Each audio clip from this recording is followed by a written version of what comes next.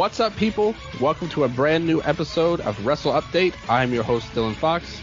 As always, joined by my good friend, Nello de Angelis, back again for another episode, a bit of an unexpected one, or it was expected because we talked about it on the last episode, but we followed through. We're doing it.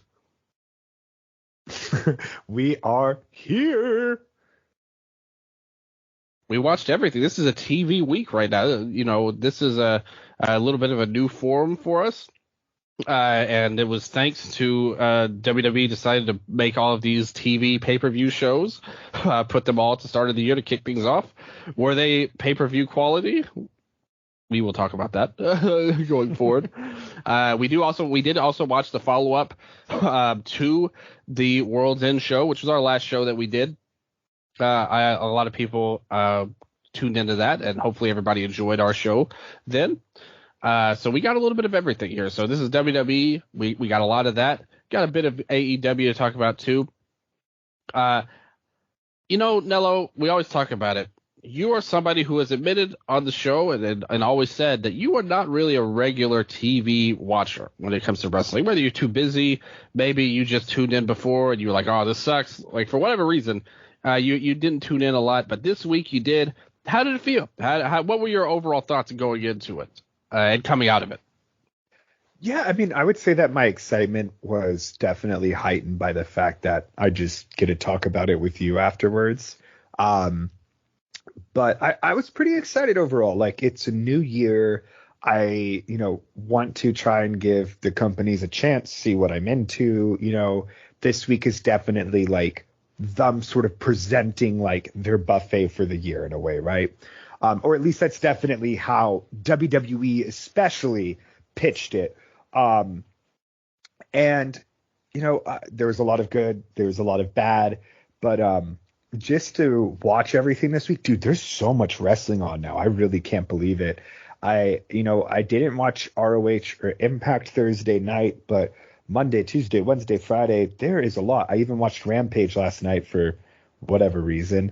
But and now we have Collision tonight. So I don't know, man. Like, honestly, for me, the only thing that I missed this past week was I wish there was an Impact television show. I know they're doing Hard to Kill, I believe, next weekend, which is like the whole TNA rebrand. So yeah, I'm excited TNA for that. Back. Yeah, I'm excited for that. And then Ring of Honor, sadly, didn't really feel like a big New Year show. There was a really fun main event. If you like watching Gringo Loco do crazy shit, that main event is for you. Kyle Fletcher, first ROH title defense against Willie Mack, which was cool.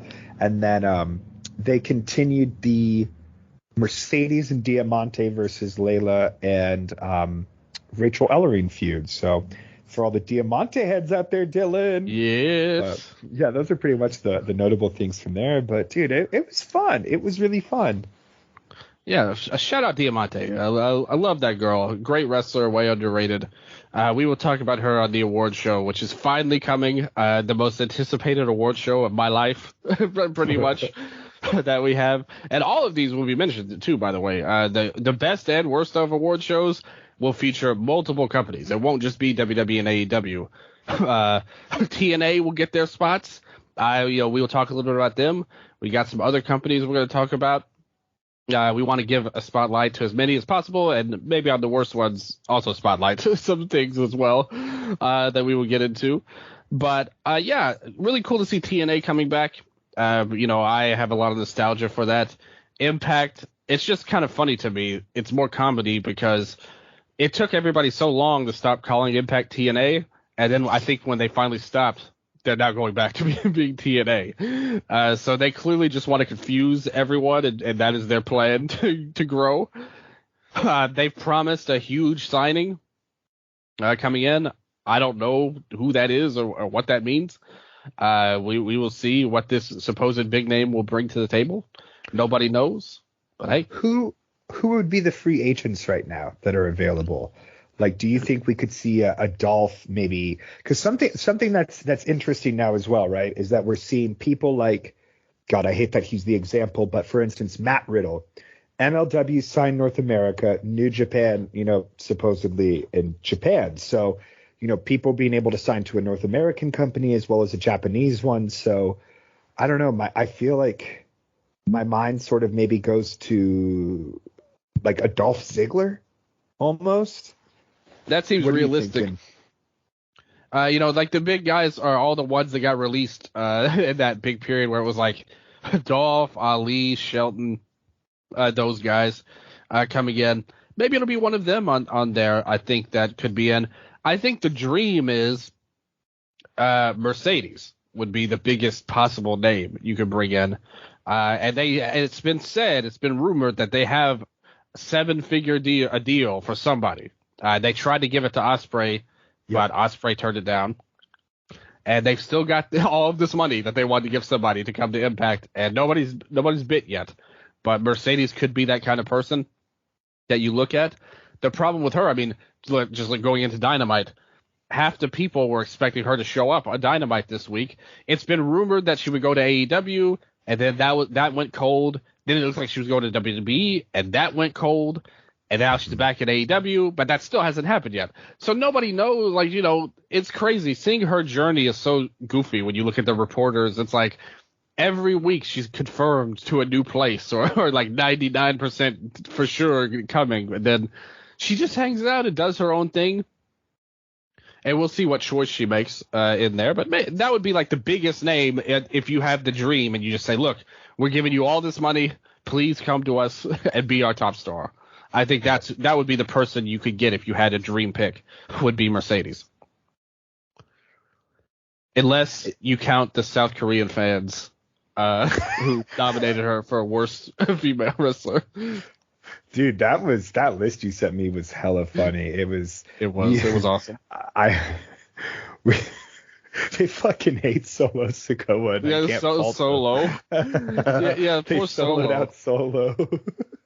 It was all bloodline almost. Like, so briefly to do this tangent, there was a list posted on Reddit that was brought to us by the South Korean wrestling fans. They have their own almost website for wrestling, and they had 1,000 voters or something. I don't know the exact number, but it was the South Korean perspective on things.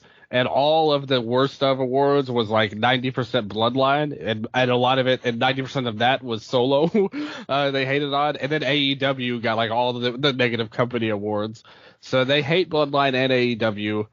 And they even gave Mercedes a downvote for female wrestler, worst female wrestler. So they also, for best booker, I think Tony Khan won worst booker. And then for best booker, he was not even nominated. It was only Triple H and Shawn Michaels, and they were 10 votes apart. Which to me, I don't know why that made me fucking laugh so hard. It was awesome. I love it. Different perspectives, folks, coming in there. But to the Americans, at least, Mercedes would get a positive reaction, I would say. Is there anyone in particular you're hoping it is? That you would love to see an impact? For me, Mercedes, my only thing is we can sort of assume, right, that Trinity is leaving. I think it's been clear that her contract is up, but it would be very sad if Trinity leaves and Mercedes comes in, only because I would have loved to have seen them cross paths outside of WWE. But, dude, Mercedes versus, if we are talking about women's divisions here, Impact is booked much more consistently and better. I think Mercedes versus Masha, Killer Kelly, Jordan Grace, dude, this is the throw around fucking hit you in the face division. So that could be very cool. And, with Mercedes in AEW right now as well, it's where do you slot her in? Because it's Tony right now it feels like she's that type of champion that you can't take out of this spot for a while. Yeah. So. No, I agree with that. And I mean, we'll talk about when we get to Dynamite. They did bring in another new person this week, and not to mention the debut of Mariah. So they're adding people. When it comes to AEW, you have to at least give them that they're trying to add in new people to the division, try to inject some new life into it. I think if you look at the divisions, AEW has talent they just haven't used them to their, the best capacity they could have, which could be good, more proof for our Korean folks out there who gave Tony Khan his worst booker.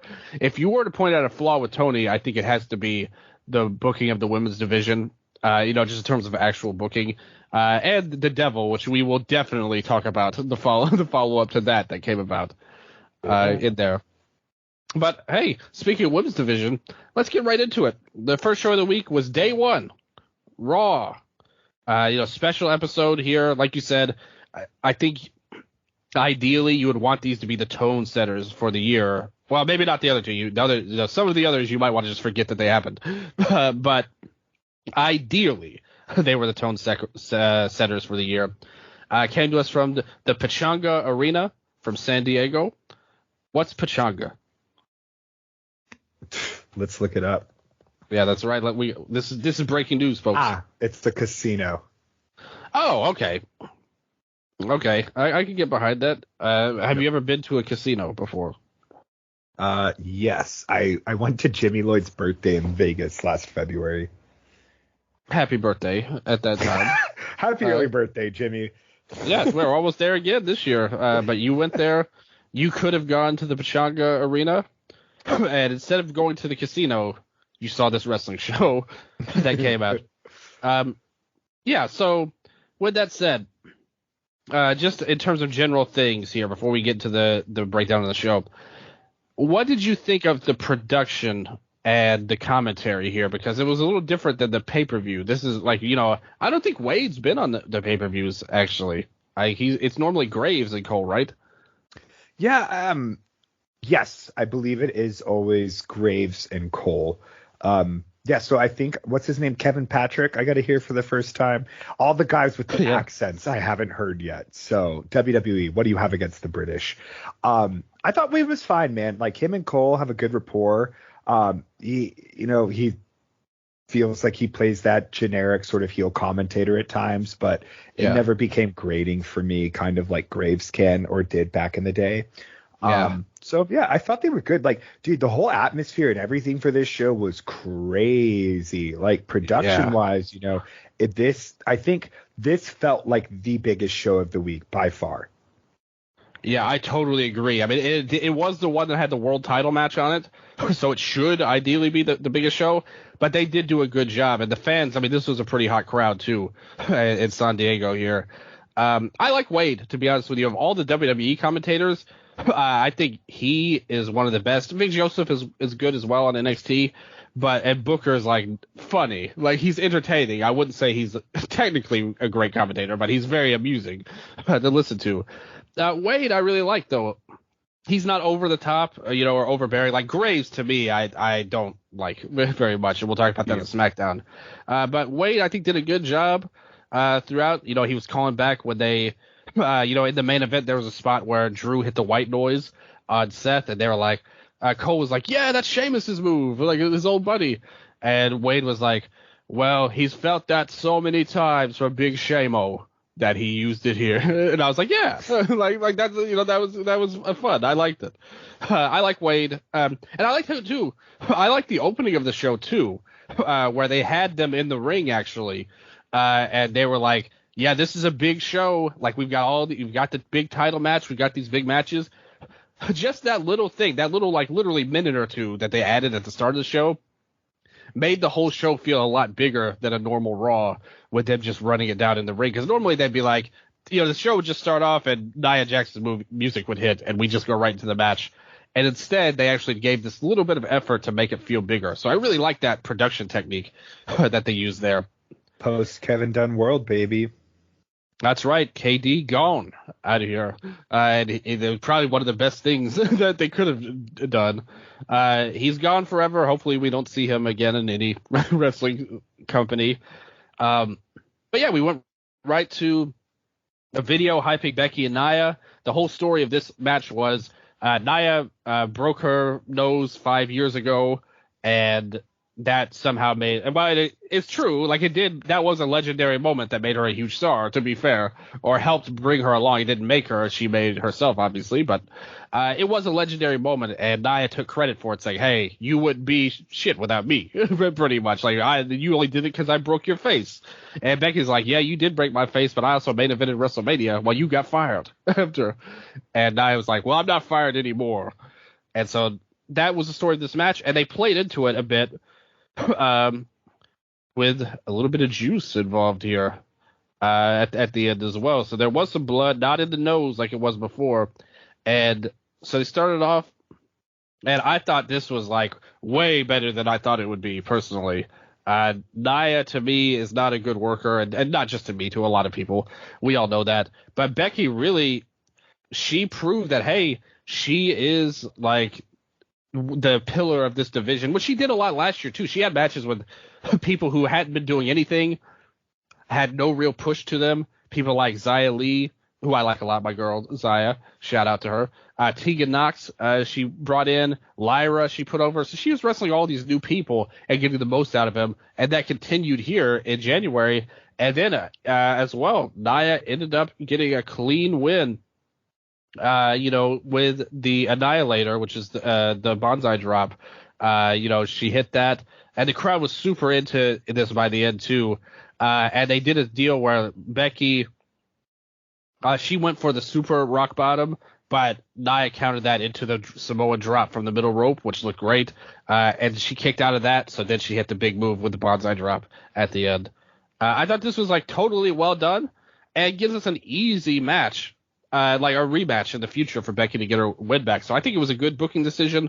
And I thought the match was way better than I thought for a Nia match. What about you? Yeah, new year, day one. I can already acknowledge that I'm a changed person because this was a good match. It's one of those things where, like, when it started, I was like, God, this sound kicking off my ear. Man, I really would give this like a solid 3.5, which is huge for a Nia match. I thought Becky worked her ass off. Totally. The match was super, super well laid out. Tons of false finishes, like the Samoan drop off the top rope. Just lots of great high spots.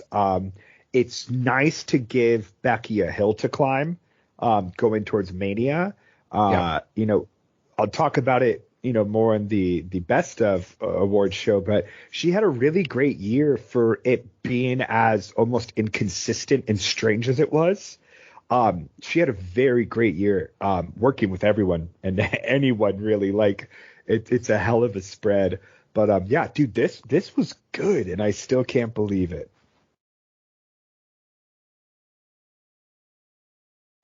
And at the end, Becky was bleeding.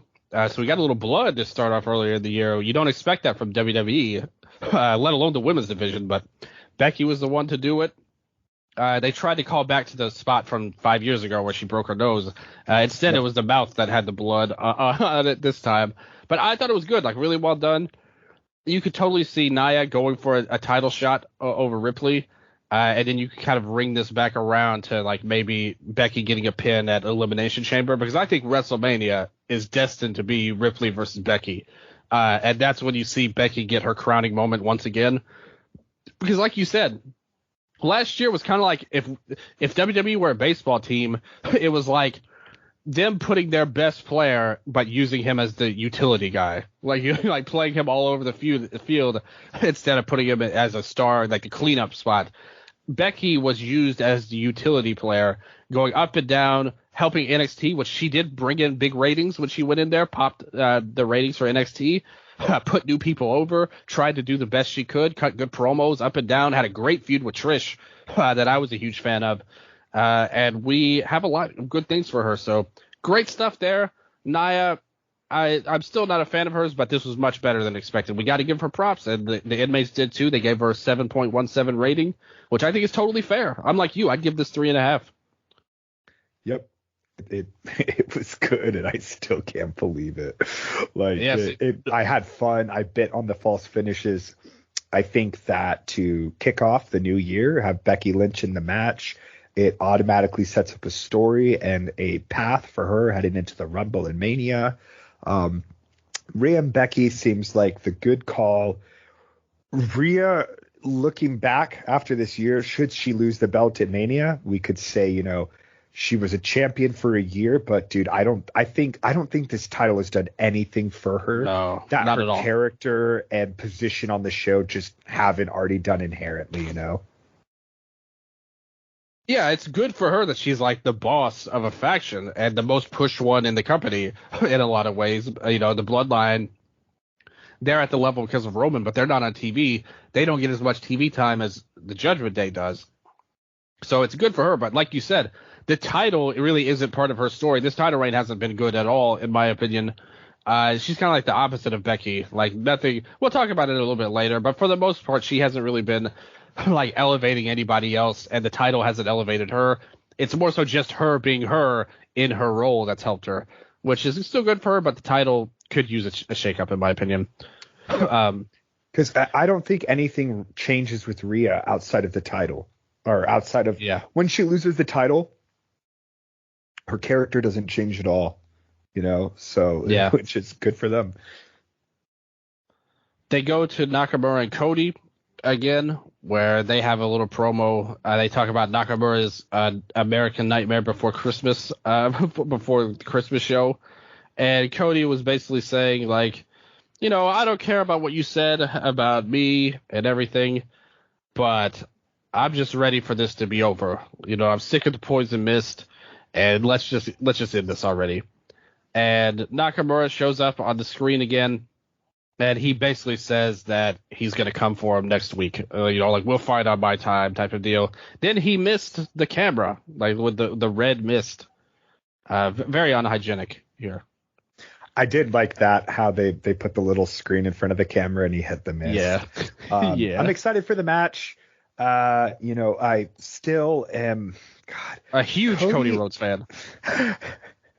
Oh no. Cody, he's one of those guys where I'm like, man, you seem like a good person, but I just can't get into anything he does. He's kind of like a Marvel movie, right? Where I acknowledge he is a hero that people believe in. He seems to really get over, but like he still has not like, God, I was gonna say penetrated me yet, but like hit me in a meaningful place. You know what I'm saying? Like I still have not gotten that connection with him. He hasn't touched your heart yet. He has not touched. That's a much better way of putting that. Yes. Wrestle Update 2024. But yeah, I don't know. I'm excited for the match. Like it's really exciting to see Nakamura now in this position, at least, like I like the character work that they've both been doing in this, at least. The anime stuff is really cool, very different. And it's a big change in the sort of, quote unquote hunter regime where we're seeing non-English speakers being able to still cut promos and, share their personality and develop characters through Japanese, Spanish, other languages now, which is fucking cool because this is a show where you literally tape promos before and there's literally no reason why you can't subtitle things.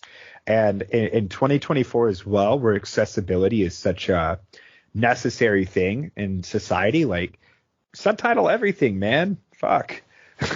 Totally agree. That's pre-taped. But yeah. Is this match happening next week? Yep, they said it'll be next week. Very cool. Yeah, and they did a match before the end of the year, but it ended with the mist. Like, Nakamura hit him with the mist, so that ended the match. Did he pin him after, or was it just a DQ? No, it was a DQ. The ref was like, no. So lame. Yeah, very, very lame finish. This one will probably have a clean one, though. I get it because they need Cody in the Rumble as a part of the story, so you wouldn't have them have the match on the Rumble. Mm-hmm. So I get why they're doing this. Nakamura is doing some of the best work of his career. He's just a great presence. Like, this guy who looks like a psychopath, like in every one of his promos. Mm-hmm. And he's, like you said, the subtitles do great. The anime stuff is so freaking good. And I think that it's done a great job. Love the feud, and more particularly his parts of the feud with Seth. and he's done a great job here too. Cody, he's their top babyface, like very prototype style, like everything you want they have. He's not like he's totally glossy though. There's no roughness around his edges. So I can see why it can come across like kind of not as genuine as you would want it to be. Mama, when she watched, she always calls him Superman and the reason why is not because of what you said, which is also true, but because if you look at him, no matter what happens at any point in any of his matches, you will never see his hair go out of place. His hair stays perfectly symmetrical no matter what. And I would advise you, if you watch anymore, the next time you watch a Cody match, look at his hair before and look at it after. It will be the exact same. I promise. He's like, anytime I see Cody Rhodes, I just want to watch Zack Sabre Jr., Well, that's a totally different player. The British Nightmare. Blonde crew cuts, So It's funny because Cody looks like such a fucking villain all the time, man. Like, I can't think of anyone who looks like more of a heel than Cody Rhodes with like his Homelander get up. And this has been said a million times, so I don't need to. But I think it's still that just sort of like weird disconnect for me where I'm like, I don't know. It's just, I need a change, because I would say that since AEW and he's come to WWE, I still have not gotten any evolution with that character. He's basically the same. Like dusty promos, same fucking entrance, same exact music, whatever. But what you're missing is that on his entrance you can go whoa, and all the crowd likes to do that. Oh, is that the new feature? Yeah. They all go like whatever, because that's part of his theme song where it gets to that part. They all do it. Like he always gets a huge pop for that. That part of his song in particular. That's cool. But yeah. Kingdom still hanging in there, also from AEW as well.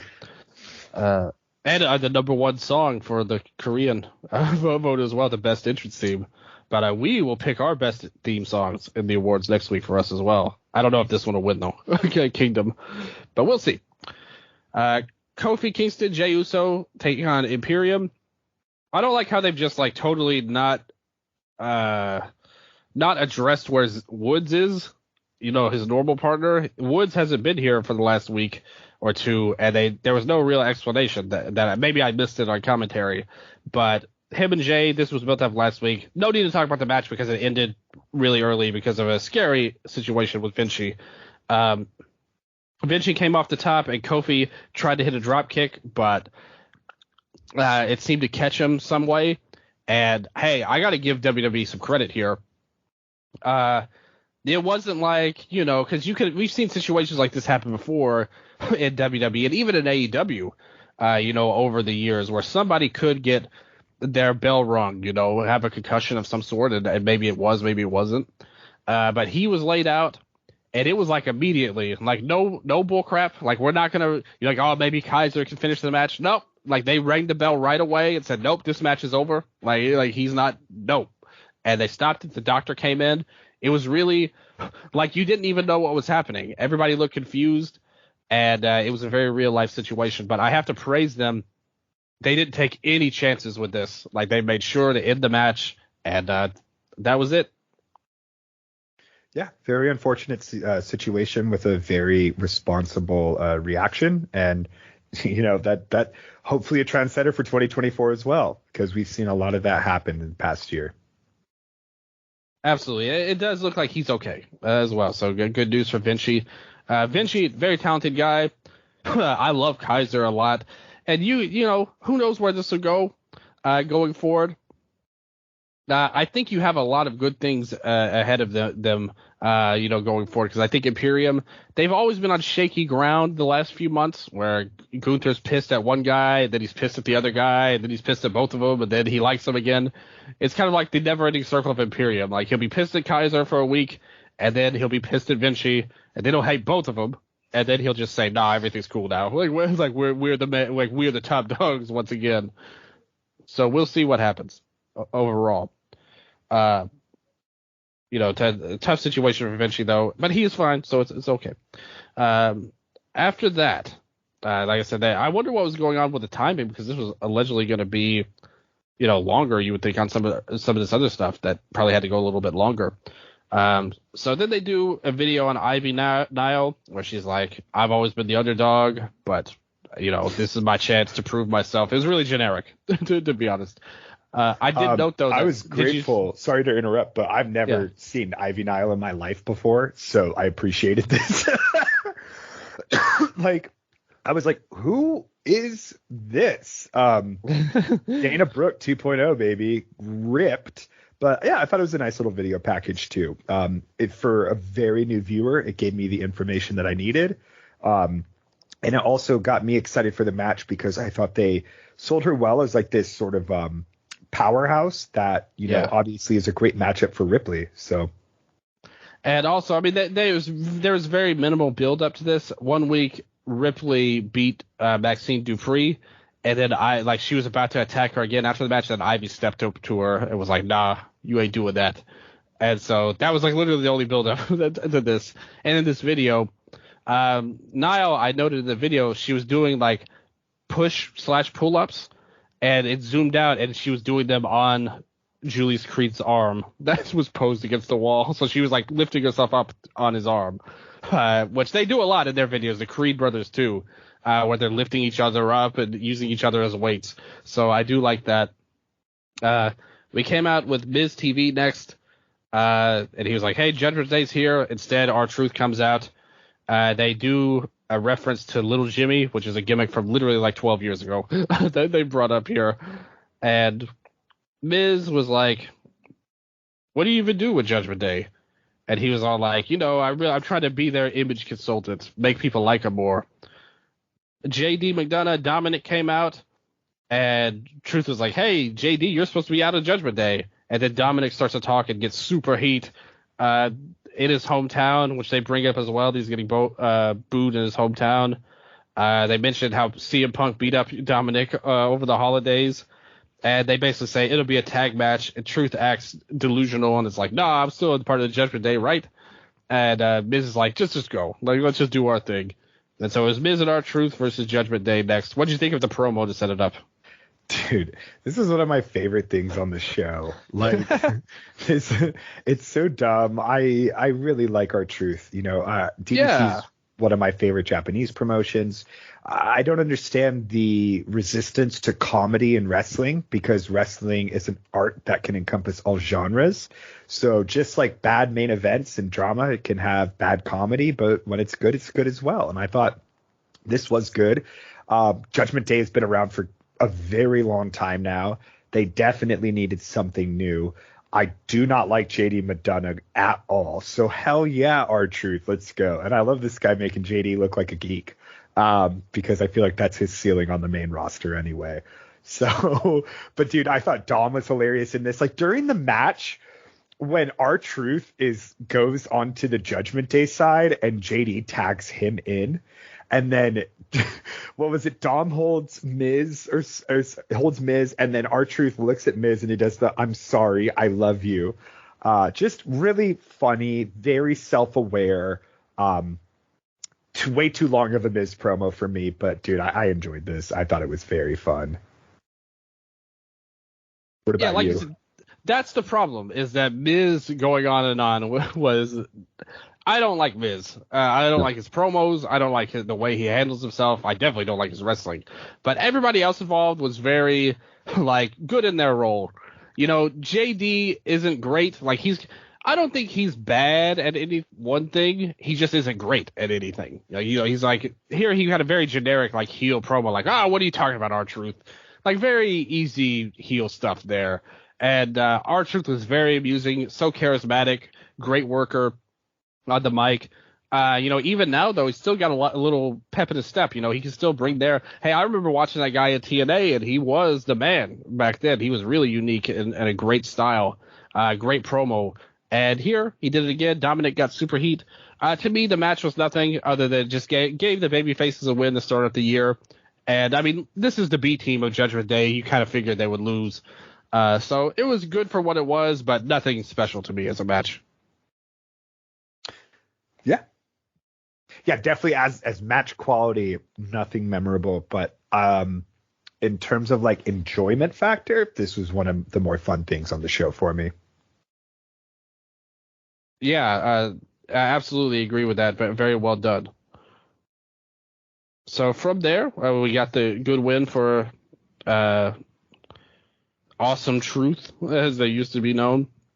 Then we go to the club because we had Caden Carter and Katana Chance. I mean, this is a very realistic club, don't you think? It reminds me of like when Sheamus and Cesaro used to hang out in like the literal bar, remember? Yeah. And they just have like those fights. It's just such a set. And like, I don't know. What's funny to me is they're in San Diego. It's 5 p.m. And like, yeah, that's a great point. What the fuck? And was this recorded earlier in the day? And if so, is this a sort of Berlin Berghang type club? Like the party starts Friday night, ends Tuesday morning. How long have Kaden and Katana been in there? I have not seen Kaden and Katana, right? That's her name now. Yeah, KoC Cats, but now Kaden or Katana Chance. What a fucking name. Genius. But dude, I had no clue that they were even on the main roster. Again, like this was a big reset for me. And I guess the club gimmick is very funny. Who were they with? Piper and Chelsea? Yeah. That Piper and Chelsea broke into the club to get at them and called them out and was like, "We want a title shot." And they were like, "Yeah, we're fighting champions. We'll give you a title shot, but go fuck off for now. We got to party some more." And they were like, "Well, if you don't give us a title shot, we're going to Nick Aldis. Fuck Pierce." And they were like, "We'll go to Pierce with it." And they're like, "Okay, fine." And then they threw drinks in their face at the end. So Piper and Chelsea got hit with the champagne or whatever they threw at them. And that was it, pretty much. So new tag team title match next week between these two teams. Hey, not for me, but it's story. So I won't ultimately complain in the end because that's really all I ask for in wrestling. Just try. Yes, consistency, man, because consistency is what will hopefully lead to success. So yeah. I like Kaden and Katana in the ring, like as a team. Like they're wrestling a great team. Cool team moves they have too. They really feel like an actual team instead of just two people thrown together like Piper and Chelsea, pretty much. On the mic, they have a long way to go. I think it's safe to say. I kind of like Piper's vibe though. Like it's this like bodyguard type of thing that she's doing, pretty much. Like, she's very, very comfortable, like and talking in the ring. She's really good as well. Chelsea is putrid as a wrestler, but plays her character well. So they're a decent team when you think about it. Next match was the women's title match, Ripley versus Ivy Nile. I thought Ivy looked great here. All kinds of cool moves, obviously similar to her stablemates, the Creed brothers, who are the best ever, basically. But she uses a lot of unique stuff. Great power spots coming in there with the big suplexes. Come in. Ripley did her big stuff with her big headbutt, which was great. In the end, they gave her kind of one big spot with the German suplex off the turnbuckle, and that was her spot. But in the end, another headbutt, riptide, and there was the win. What'd you think? First time seeing Ivy. Little rocky at first. I think it was a leapfrog of Rhea running into the corner, and it looked like Ivy almost didn't get up high enough. That stuck out to me. And then I think it was maybe an exploder suplex or an Olympic Slam style thing that Ivy went for. And again, it just kind of seemed like she wasn't able to get Rhea up. So at first I was kind of like, shit, this is a bummer for Ivy, because big profile match. But I thought by the end, they really made it work. Again, powerhouse versus giant powerhouse. Good matchup, and I would give it like a solid 3 at the end of the day. Like one of the better Rhea Ripley defenses I've seen, which is wild. And they were able to work. I mean, this is literally her first match, like on Raw, like on the main roster, was this title shot. They've done really nothing to hype her up, and her first singles match, she may have had a tag somewhere along the line. So they really did nothing to build her up, but the crowd was into it by the end. I thought they worked together pretty decently. 3 seems right. They gave the people gave it a 6.78, which is a little higher than us, but still around the same area. I think that's about fair overall. Yeah, a lot of people have always said a match should always leave you wanting to see it again, and this is a matchup I wouldn't mind seeing again. I think they had good chemistry in the end, and they could build off this.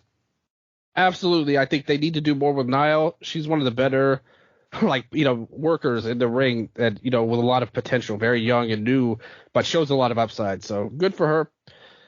And then we get to the highlight of the show, or low light, depending on your definition of it.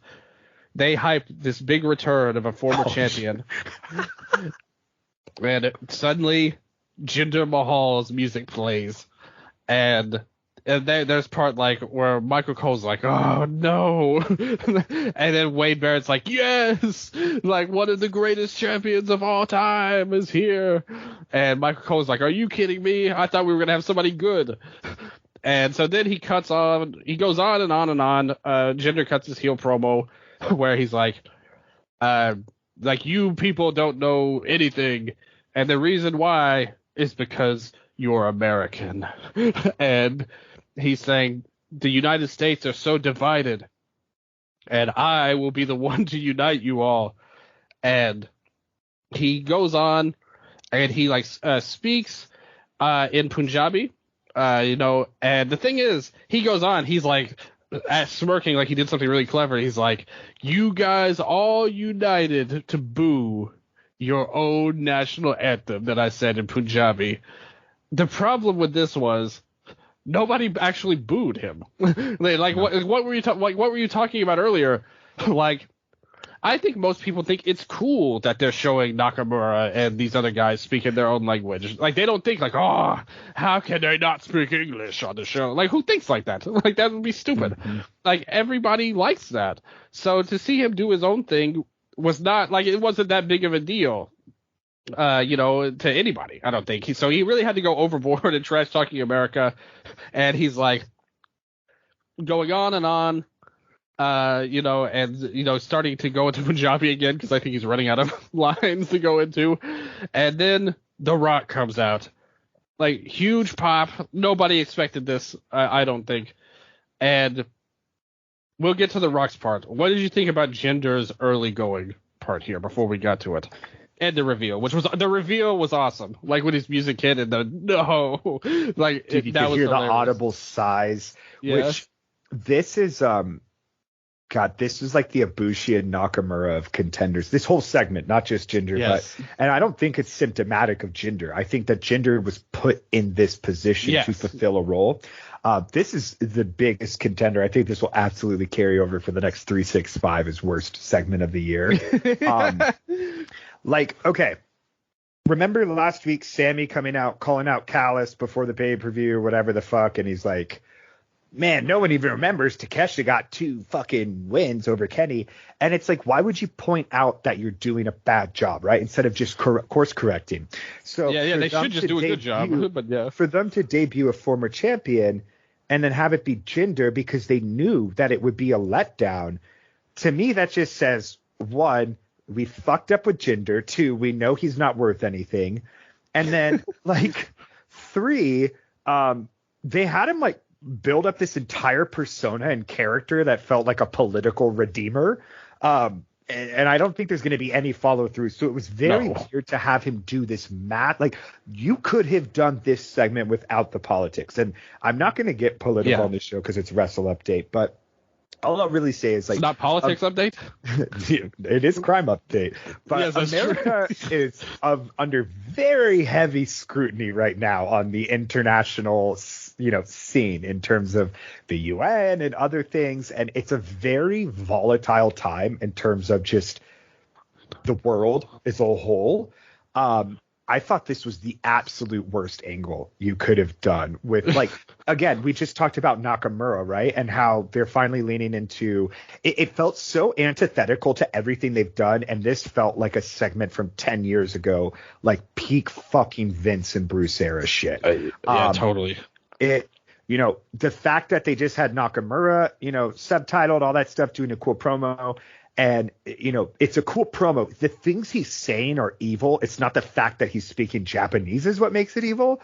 But then when you have Jinder come out here and, outside of American fans, I feel like WWE's largest fan base, and this is me just, assuming, is India.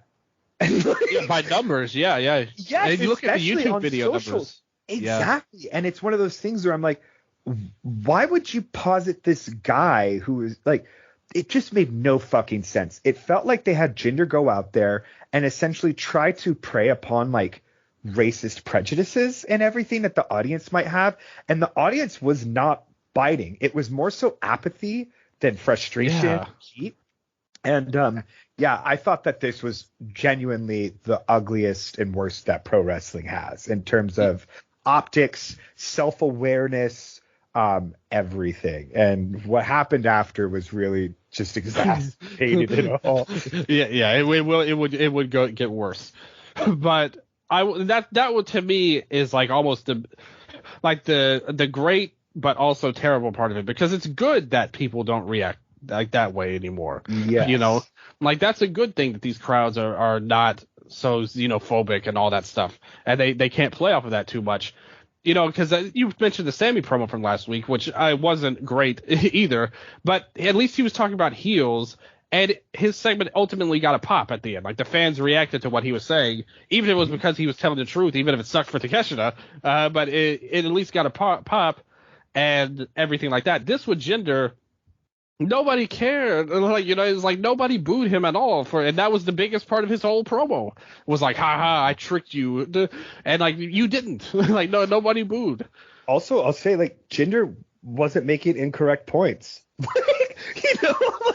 America is very divided. Yeah. Yeah. And people are outside of America, like very frustrated with us and everything. Yeah. So it's one of those things too, where I'm like, he's literally just coming out with an objective outsider's perspective, and it's fairly sound. And yet it's not even that he was being treated. He was being showcased and set up to be some, and like he even mentioned, I think, is when The Rock was out, he's like, you're all jingoistic. And for those that may not know what jingoism is, it's essentially like very blind extremist patriotism. Like, I thought it was big go. It's like think about like how WWE and AEW fans just are so tribalistic at times, right? Where it's totally. No company can do no wrong. It's the same exact shit. And like for him to call that out and then Rock try to get him booed for saying that, I'm like, you're essentially just like booing this guy for being like, hey, extremist ideals aren't great. And it's just, again, it nothing made sense to me. No, it was bad. And like you said, it's more on the people running the show for being out of touch than the fans, who reacted very fairly. I would say, until The Rock came out, because he's here, and he is like, because Mahal had brought up the Iron Sheik, rest in peace to him, and so he brought him up in his promo, and Rock was like, you're right about one thing, you sure as hell ain't the Iron Sheik. And he starts to do a Sheik impression, which was like, I could feel Nello cringing when Rock did this. And basically, Rock goes in on Mahal and saying how lame he is, and then he was like, he did something. Was he talking about the Sheik or Iron Sheik? I think he said Iron Sheik. Okay, because it's one of those things then where I'm like, he's like, Jinder comes out and he speaks in Indian. And then they try to get him booed for it. And then Rock comes out and starts impersonating an Iranian dude to try to get pops. And I'm just like, none of this shit makes sense whatsoever. It's like literally. That's a great point. Yeah, that's a great point in its own right. So all of this is a mess. And he basically says, Iron Sheik told me once that you're the biggest jackass on God's green earth. And he was like, nobody likes you when you aren't funny. So a little troll at CM Punk there for a second of the Straight Edge Society bringing out. And he was like, if you were one of my movies, you'd be Baywatch. And Jinder was like, this was actually kind of amusing. He was like, totally off the cuff. Yeah, he's like, I've never seen Baywatch. And Rock was like, well, nobody else did either. Shut up. And Rock goes on. He keeps going. Speaking of jingoism, he's like, America is the greatest country that ever existed in the world. And you're not a modern day Maharaja, you're a modern day bitch, or something like that. No, he said a day one douchebag. He called God. And then we had these chants, right, for like 5 minutes. He did this same shit before. Like, he did this the last time he came back, where he's like, one side of the arena is going to chant day one, and then this other side is going to chant douchebag. And he went back and forth for like 5 minutes in a row, like you said. And I was like, come on already. Like, you did this same crap. I come again. And then, to make matters even worse, we get a new national anthem sung by The Rock. Okay, so here, right, in terms of like U.S. law and stuff, you're not supposed to do anything with the flag other than fly it, right? And so it's kind of a common theme in the country where people who are then wearing American flag jumpsuits, hats, everything are like, how dare you disrespect the flag? And I'm like, dog, you already are. Like, what the fuck do you mean? You're already breaking the rules. So again, here's the guy. We'll call Rock in this Jingo Unchained. So like, this fucking guy comes out here and then like completely satirizes and makes fun of the national anthem. Totally. Making it into some crude 12-year-old fucking thing about Jinder having little balls. And I'm like, dude, this is insane. Like, again, like, it's one of those things where I was hitting my head against the wall because it's like, how do you not realize that? And like, I just got to stop asking questions at a certain point. You know, it was like the devil angle on the World's End when I started to talk about all that, and you were like, I can't keep doing this. And I was like, maybe I need to just stop thinking about it. And I think that's why the Rock is the devil of WWE. Like, this segment we can't wrap our heads around. Dude, and I think I texted you. I was like, what if he just announces his presidency? And at this point, I thought he was going to announce his presidency or his run for the presidency. And just like, I was fucking on pins and needles, just scared. And then after when is the this country gonna go next? Yeah, like after the national anthem, was it then the head of the table sort of tease? Or well, first Jingo tried to attack him, and then he hit the rock bottom of the people's elbow, and then he did the thing about the head. He's like, this was very awkward and poorly done, by the way, as well. He was like, well, that was pretty cool, guys, thanks, but where do I go now? I don't know. I love you doing the heavy breathing right now. Holy shit. Yeah. Hey, I'm a worker, okay? Like I said, I've done this before and done that exact thing when I wrestled, but not as bad as he did here. I hope. Anyway, but yeah, he was like, should I be at a booth, at the bar, or at the head of the table? And it's like, okay, so here's the problem. As terrible as all of that other stuff was, and I hated the national anthem thing. I was totally with you. I was like, this is more offensive than anything Jinder said about America, but whatever, go off. I get it. The Rock can do anything, the crowd is going to react to The Rock no matter what he says, pretty much. And I appreciated that I appreciate that Jinder tried. It just was, like you said, it wasn't necessarily his performance that was the problem. It was the position he was put in, and very poorly handled how they did it. But ultimately, as bad as all that was, the segment will ultimately be remembered for literally that last part that I just said with the heavy breathing. At the end of the day, that's the only part people will focus on, because now that all but confirms that him and Roman are going to go at it, which is what everybody will talk about. So why didn't we just do that then? If the point of this was just to call out Roman, do it. Like, have a shock return. Like, he should have just came out on his own. He could have cut promos. He could have ripped everybody, like, on the roster. He could have, all the heels anyway. He could have talked shit on all the heels on the roster, and then finally built up to him calling Roman Reigns out at the end. And we would have gotten to the same point. The content would have been a million times better, I'm certain. And you wouldn't have had to wade these anti-American waters. Like, go back, like you said, go back to 20 years ago. Nobody wants that in wrestling anymore. So it just was really poorly done, and it was all to build up something that you could have done easily without it. It's like it totally didn't matter. Just waste of time, I thought. Yeah, again, like you said, or the goal was, or it seemed like the intent with the segment, right? Under deliver with Jinder so that the Rock gets an even bigger pop, because it was bigger than if he just came out right away, right? Because it was way more unexpected. And then Rock lays a people's elbow on Jinder and teases Roman. That is all you had to fucking do, and this went 20 minutes. Yeah, you're right. Dude, and he gassed himself out on the people's elbow too. Like I said, we have to point that out. That like with this one or two moves, he was like all gassed at that point. Yeah, and like what was I gonna say? The Roman thing, like, yes, it's the talking point coming out, but it's the thing I'll least remember from this segment as well. Like, this was, I don't know, man. It was just. Oh, it was awful. Like, this was a terrible segment. And I'm a fan of The Rock. I'm not a Rock hater or doesn't want him back or anything like that. I recognize how big of a deal he is, and I loved his promos in the past. It's just, I think he needs to really update his whole game in a lot of ways, because he's doing this stuff in a situation like this. It didn't work. I actually thought Jinder, like, once they got past him with his first part of the promo when he was doing all the Punjabi stuff and all of that, I thought he handled himself really well, like opposite of Rock. So I will praise that part of it.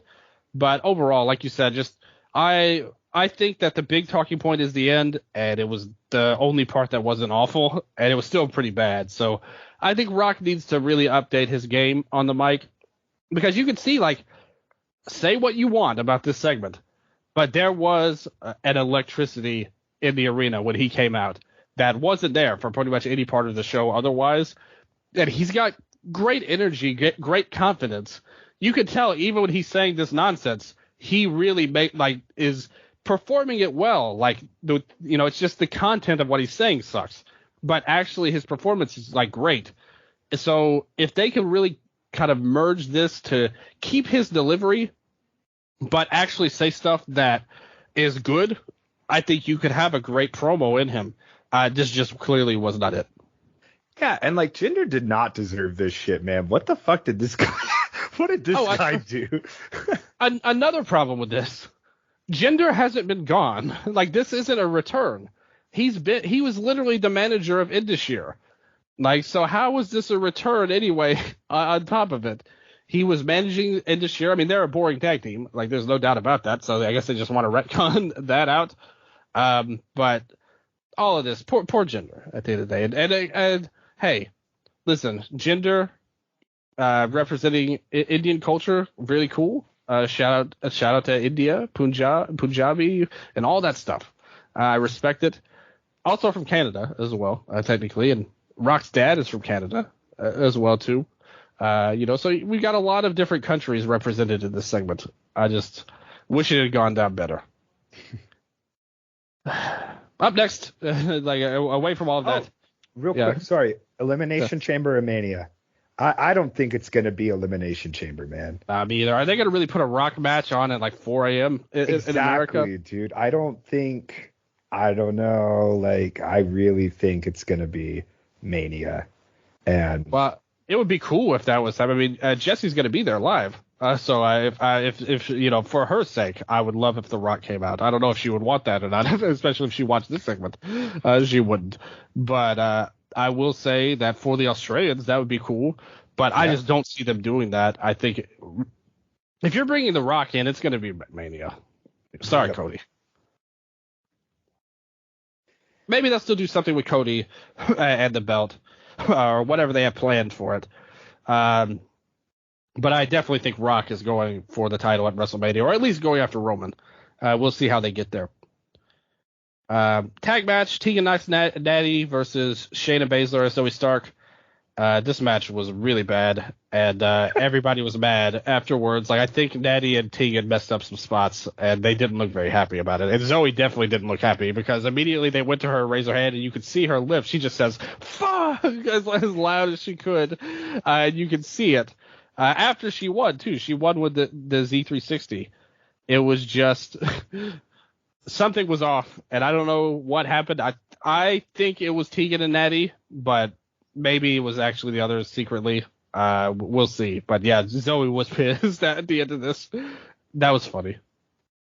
Yeah, I have nothing to say about this other than that I laughed so hard at your text when you literally messaged me right after the match happened. You go, man, they're fucking pissed. Zoe just yelled fuck, and that's pretty much my thoughts on this. Dude, I got bummed seeing Tegan Knox. Like, she's gone through two horrible injuries, and she was part of those releases, and then I feel like got brought back when Triple H came. And dude, I don't know what they've done with her since, if anything, outside of like the Becky program I heard was very brief. But she's someone who I really, really would have wished that she went elsewhere, whether it's Impact, AEW, ROH, whatever. To see, it's one of those things where once you see someone teaming with Natty, you're like, okay, so they have absolute fuck all to do for them. Because that's usually how it is. No disrespect to Natalya, it's just she's been there almost 20 years, and it's like, dude, the last time I feel like she had a meaningful program was with Beth Phoenix, So it's just one of those things where, this was not great. Rooting for Tegan. Went through a lot of injuries. Totally agree. She could use a big fresh start and everything. Just not in a good spot right now. Shayna and Zoe. Oh, sorry. I was going to say that's not to say there's not a spot for her in WWE, right? But we've seen it numerous times now that just it's like any sport, any other industry, right? It's good when people go back and forth because you get different stories. Other places will help them develop differently. And dog, who the fuck thought Matt Cardona was going to be awesome, against Nick Gage? It's those kind of moments where I'm like, just let people cook outside. And I think she probably got a great offer coming back and whatever, but yeah, I really hope she's able to turn a page soon. Yeah, I don't see much for her right now, but she needs a big change at least if she's staying in WWE. Zoe and Shayna versus Katana and Kaden in the future, I'm sure will happen. That could be interesting, unless they haven't done anything for these two as characters, so we'll have to see where it goes overall. Yeah, I like Zoe, and it's unfortunate that they did absolutely nothing with her post Trish, really, it seems, in terms of like a sustained push. And I have to be honest, I do not see any place for Shayna Baszler in WWE at this point anymore. Like, it's one of those things where you should have Sammy Guevara come out and be like, you beat Ronda Rousey at SummerSlam. And like, or whatever, she beat her Fastlane, whatever. But like, dude, it might as well not happened. I would love to see Shayna in like ROH, honestly. I think she could really thrive there and get like a new little start, or even back in NXT. But like, dude, yeah, they've tried with her ever since she came out and bit fucking Becky Lynch. And it's ever picked back up since. But with all that said, that match was a filler match. We get to the main event. They bring it up. The world title, Seth Rollins defending against Drew McIntyre. This was a good match. And I really love and respect Drew. I think he's one of the more interesting characters on any show to me. I love his tweener, like, good guy, but like kind of going bad, but also kind of making good points. They've really drugged this out brilliantly, and his performances has been awesome. And I think he's a great wrestler, just a general, like, great talent. Seth, I think he could do a lot. There's good parts to him. The character I really have no love for, although like they hit on something with Punk and him. His promo that he cut on Punk was really well done and good. I think he's improved as the title reign has gone along, but in the end, the match ends with like multiple goofy parts. Priest comes in with the Money in the Bank briefcase. Him and Dominic run out. He bops Seth with the briefcase, and he's like, "I'm going to cash in." And as soon as he turns around, Drew comes running around the corner and hits a Claymore on Priest. Then throws Dominic to like 20 feet over his head. That got a huge pop from the crowd as well. And then he comes in the ring, hits the Claymore, and he gets the cover. It looks like he's won the match. But then it turns out that when he hooked the leg on Seth, he pulled his leg over his head and his foot touched the rope. So the ref waved it off, and McIntyre is like in disbelief. And then they go outside going for the table. Rollins counters, turns it into a pedigree on the table, then comes in the ring and hits the curb stomp for the win. Good match. The finish kind of took a little bit away from it, but the part with him getting to the ropes was really well done, I thought. So good piece of business. Not a special match in my opinion. I thought it was like not too far ahead of Nia and Becky. Yeah. Yeah, I honestly, if I look back at what match I'm going to remember from this show, it's going to be Nia Becky because I think me too. That's something that you don't see. I think that Becky did a great job of carrying Nia, and this was another Drew McIntyre and Seth Rollins defense. I love Drew.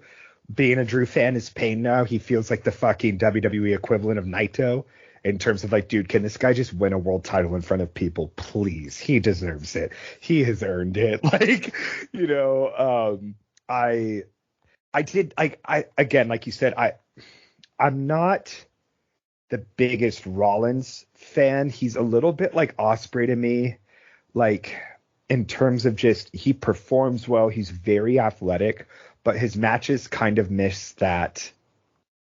They're missing like that emotional core sometimes. Yeah. That feels very forced. And I mean, that's been symptomatic going back as far as, his run with like, the Fiend and all that shit. It's Rollins is a very artificial character. It feels totally like agree to me, which is why, the Punk thing is maybe hopefully going to be a good resurgence. But I didn't like any of the stuff with Priest. The match went way down me too. there. And it's wild that winning the Money in the Bank is like the worst thing that's happened to Damian Priest, because goddamn, it's almost like a necessary thing now that anytime Seth Rollins has a defense, like Damian Priest has to come out and lose, like, or just try to cash in and just fail, get thwarted somehow.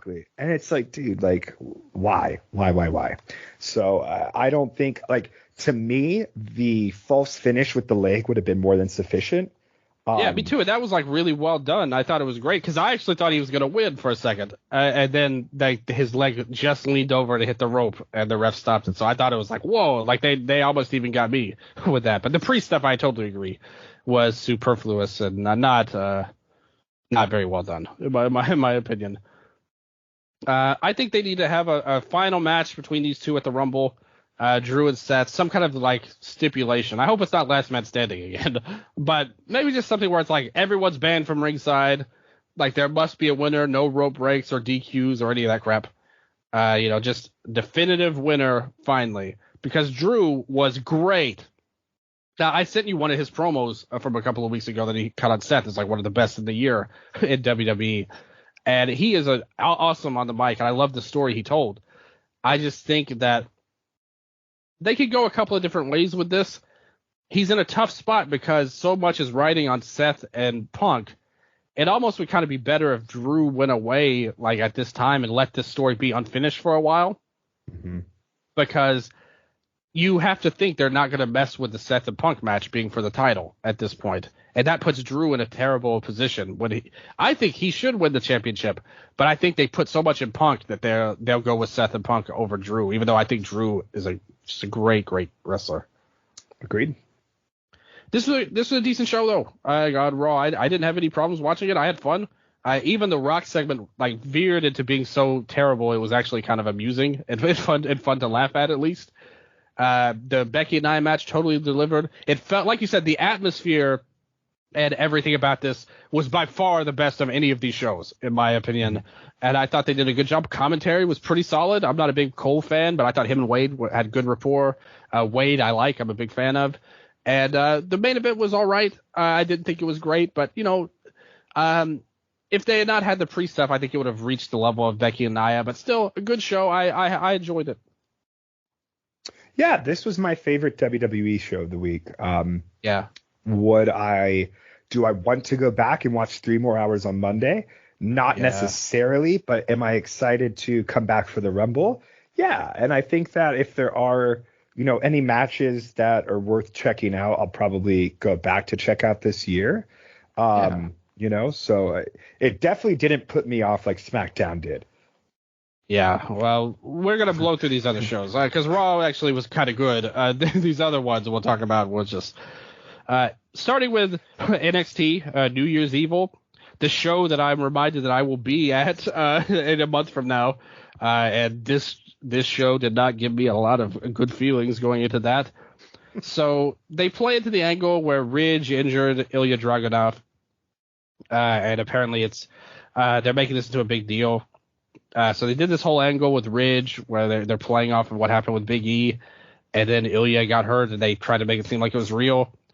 And that led to this getting, like, there was going to be Ilya versus Trick, who we watched win the Iron Survivor, which we really liked. Like, we defended it. It was good. So they cut that off, and I was just like, what the? Like, they're taking this off TV? Like, why?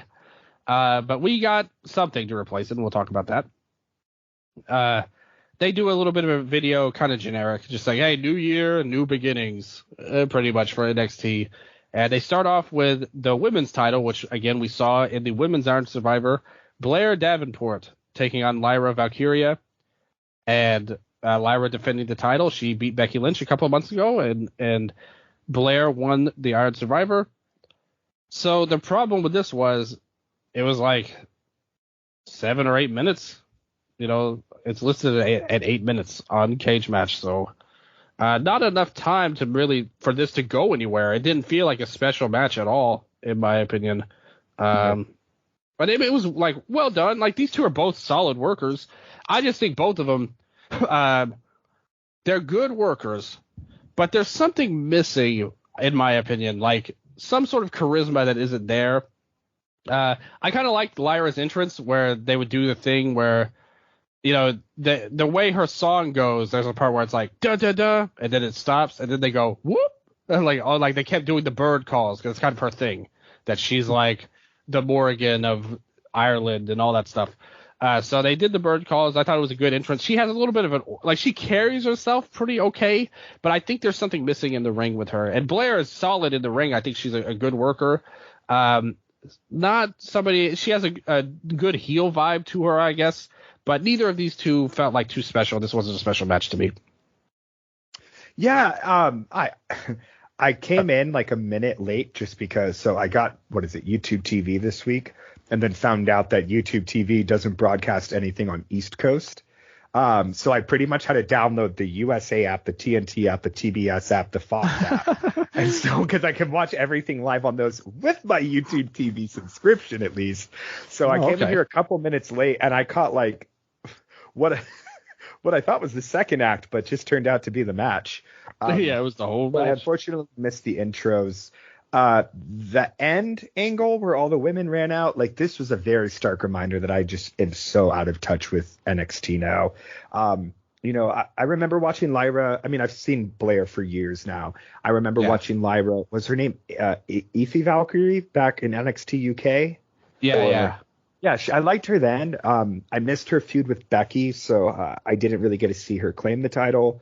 But yeah, this didn't feel like much, and it was kind of sad because, okay, you know, like we had talked about with Ilya being removed and this whole Ridge thing, which to me is really, really bad promotion. Like, why? I got a negative reaction. Yeah, this massive match, especially like this is your first show of the year and you're going to list a world title main event and then pull it once the show is live. Like this isn't Keith Lee and Swerve. That still sucks. But this is like so much fucking more. Like this is your main match. Yep. And I thought that this should have gotten that time. You know, like God, man. Yeah, totally agree. This should have been in the main event spot, and you give them 20 minutes to deliver a banger and at least get something out of it. Because I don't think. Yeah. Oh, sorry. They just blew by it. Like this title reign or this title match didn't mean anything, and they moved right into the next stuff where they tried to move. So apparently this too is a cash in, and since I criticized it on World's End, I will definitely criticize it on NXT.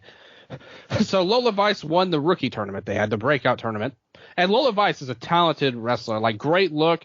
Her theme music is one of the best in WWE to me. I love her entrance. She's got swagger. The crowd loves her. She's a good worker for being somebody who's so young. She was a legit rookie this year. Yeah, I've heard her mentioned as rookie of the year a lot. So she had no training before PC or anything. No, she used to fight in where was she at? Like she was an MMA fighter before. Ah, okay. Yeah. Let me see. Because it wasn't. I don't think it was Bellator that she was in. She was the women's fighter in Bellator. Her real name is Valerie Lareda, from Bellator, and so she was like all in MMA, part of American Top Team, and things like that. I'm looking at her career right now. She won a lot of her matches. 4-1. It's not like she got kicked out or anything, but damn, that's crazy. Yeah, great look though. Really great swag to her. Love what she brings to the table. But I don't like that you can now cash in this too. I'm sick of cash-ins in wrestling. Like I don't need to see this crap anymore. Like we saw it on 2 shows back to back, 3 shows back to back, counting World's End. Like we had World End, Day 1, and then NXT. All 3 shows had a cash-in attempt on them. Enough with this already.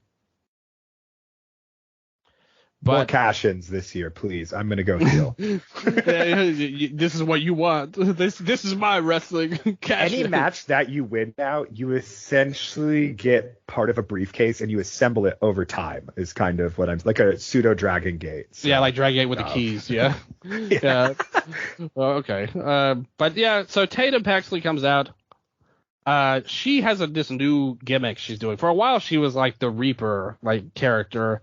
Again, great theme music that she had, but it never went anywhere. She used to be Ivy's tag partner in NXT before they called Ivy up. But now she's like a stalker, of Lyra pretty much. And she's like, I won't let anyone harm Lyra, which we would presume will be because she's the only one that will do harm to Lyra at the end and go for the title. But she bails her out, saves Lola. Elektra Lopez comes in. And then there turns into a big scuffle, but nobody catches it, and they just move on from it. And I'm sure they'll do a tag match with Lyra and Paxley versus Lopez and Vice soon. They called the title match off, and I was very disappointed. Then they do the LWO coming out, and they say that it was originally going to be Dragon Lee that was going to team with them, but instead they bring back Carlito for this. And Cruz del Toro, Joaquin Wilde. They take on the No Quarter Catch crew here, which may legitimately be the worst faction name in wrestling. What was wrong with? Couldn't they just call them Catch Point? They bought the Evolve shit, right? They do the cat. They also do the Catch Point. Yeah, they do. They do their. Yeah. They do the thing. Yeah. They do the thing. Yeah. Cool name. Oh yeah. It's just a mouthful. Yeah, the match though, it was pretty good, honestly. The big part though was the move of the year, locked up for 2024, in my opinion. So they do a thing where they all go to the outside, the crowd's chanting LWO, and they are all on the apron, and all of the catch crew are on the outside. And so Joaquin is in the middle, and he stands up on the middle ropes, and he's signaling for the fans. Carlito and Cruz are beside him, and they basically grab the ropes and then launch him. He springboards off with unbelievable height that he gets for this. This was if you had shown me this and I didn't know it was live, I would have thought he had some wires under him or something like that, because he flew. And there were so many great GIFs, so many great screenshots of this. Fuck, this was awesome. Great move. And everybody's going to copy this. Every indie show you go to will see a version of this in the future. There's so many people that are like, how did we not think of this move before he did it? It was awesome. I loved seeing Carlito's facials during this as well, because his eyes were definitely like, fuck it, here it goes. Nothing match on paper. Fun, very big pop for Carlito with the crowd, which is awesome. And this spot was just so fucking cool, man. I thought that should be really awesome. That should be showed on every one of their shows. Hey, this is what you're missing in NXT. And it would get tons of attention. And also Cruz got the win. Del Toro to me is one of the most underrated workers in anywhere really, WWE or AEW. I think he's one of the best. Wild with a great spot. They are a really great team. I wish they would do more with them because I think they have a ton of like potential as workers. Carlito got the fans into it. The match was good. The Catch crew are all right. I mean, Gulak is obviously like an awesome guy. Like, he was great on the indies and still good. Kemp shows a lot, and Bourne is very new, like very green. But in this 6-man tag, I thought they played their roles well. Yep. Coming up, they go with Trick, and Carmella's there, and Trick's like, damn, like I thought I was getting my title shot. And then Grayson Waller is like, hey, I'm the best Iron Survivor. I got my title shot. He didn't win his title, but he was like, I got my title shot. And Carmella was like, Trick wants a fight tonight. He ain't here for this jaw jacking. And then Waller was like, well, I'll fight you, but you got to put up your title shot. And then Carmella's like, fine. He'll even put up his title shot against you. And Trick is like, man, what? he's like, I didn't want to do that. And so that set up the main event with Waller getting the title shot, which Trick was not having. So clearly playing into the story of Carmelo secretly being against Trick here. Yes, and it's God, I let out a gender level audible groan when I found out that the main event was going to be Grayson Waller and Trick Williams, because it's two people that in a match together, I like seeing them with other people, but holy shit, you could not pay me to watch this again. I liked the stuff with Carmelo and Trick. Like, it was interesting to me, just the dynamic, right?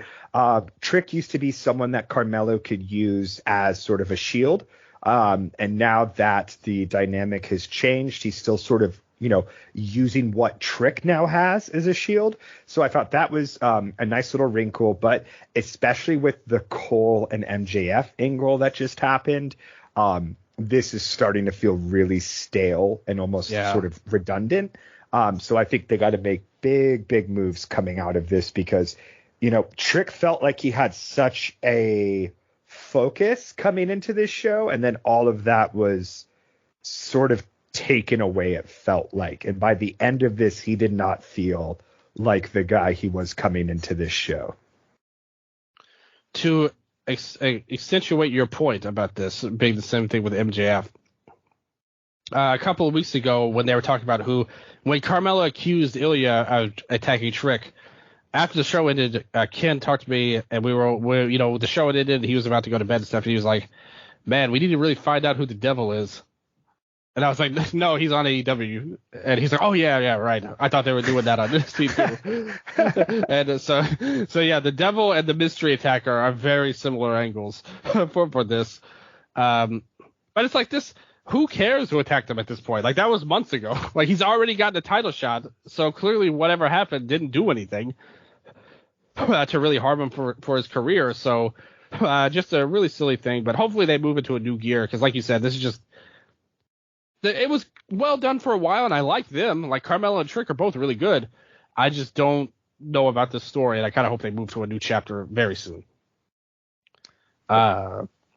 Moving on, they cut to Riley Osborne, and they're showing him writing a thing like Chase U type of deal, and he's like, I want to be the next European wrestler, like in NXT. Okay. Like, they're doing the men's rookie tournament now. Okay. Yeah.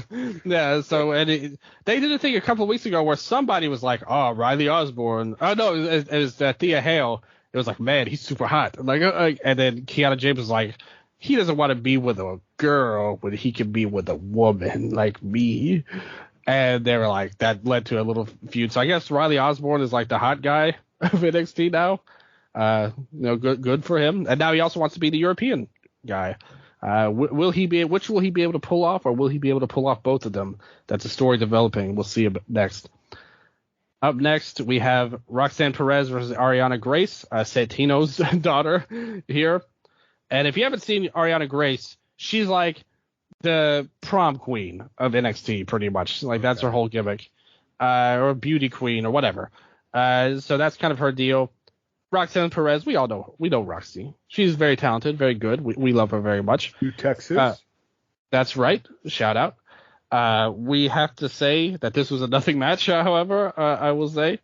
I just don't know about this Ariana gimmick. It's very, like, too cheesy at the end. And afterwards, Ariana's like, no, like, no, you didn't win. Like Pop Rocks is bullshit and blah blah blah. And then so Perez is like, all right. So she grabs her, throws her to the ground, locks in a double arm stretch, and they cut to her laughing maniacally while she chokes out Ariana Grace, which was very funny. That it's Roxy doing this gimmick that she's gone psycho pretty much now. Like she likes inflicting pain on people, which is way out of character for most of her other career. But what'd you think? So so was the result overturned? That's what I was confused by, was the ending of this. Did that happen? Is that what happened? So, because it was a DQ, right? Admittedly, dude, I was going in and out on this. Like, I got 3 words for your brother on this one. Not for me. Yeah. No disrespect, like, Ariana. Roxanne. Absolutely. Yeah. No disrespect. I mean, and like when I say not for me, it's just I recognize that this is not for me. So like it's literally something that I would not watch. No, I think you're right. So Cage Match says that Ariana won by DQ. So you're right. I missed it. I thought she won with Pop Rocks. Yeah, no, it was I thought, because it seemed like they overturned the result once Ariana was on the outside, and I was like, oh, sick. This is like remember Eddie Kingston and Sammy Guevara when Eddie like hurt Sammy and then they had Paul Turner or whatever come out and overturn the result just that one fucking time. That's what it reminded me of. Yeah. I don't know. But what about Roxanne's new gimmick? I like Unhinged Roxanne. I mean, it's a good wrinkle. Yeah. It's funny to watch her go from like, I have anxiety to I'm going to murder people. I guess that's the logical route. Maybe she skipped therapy and medication. We don't know, but I like it, dude. I think that she pulls it off way better than Cora, who seemed like sort of was the other person. That was sort of like unhinged maniac. And yeah, I don't know. What I like about Roxy is that she's able to, it looks good in the ring. It's not just all talk. Yeah. So yeah, we'll see where that goes. They're starting a new tag team tournament next week, the Dusty Rhodes Classic. So we'll see what happens. Another tournament going on in NXT. They do a video on Tiffany Stratton versus Fallon Henley, the Servant versus the Farmhand, like a gimmick right out of WoW. Here, I think we're coming in. They do a brief thing with Blair backstage. She's like, damn, I'm hurt after my match. And then Nikita Lyons comes in and they start to fight. So they're saying another match there. Okay, I think Nikita Lyons might be my least favorite wrestler in pro wrestling, dude. Yeah, there's not a lot to like. If I had to pick. Yeah. Not a lot to like there. I'll give you that. So we got the Tiffany and Fallon, who will be the ranch hand and the servant.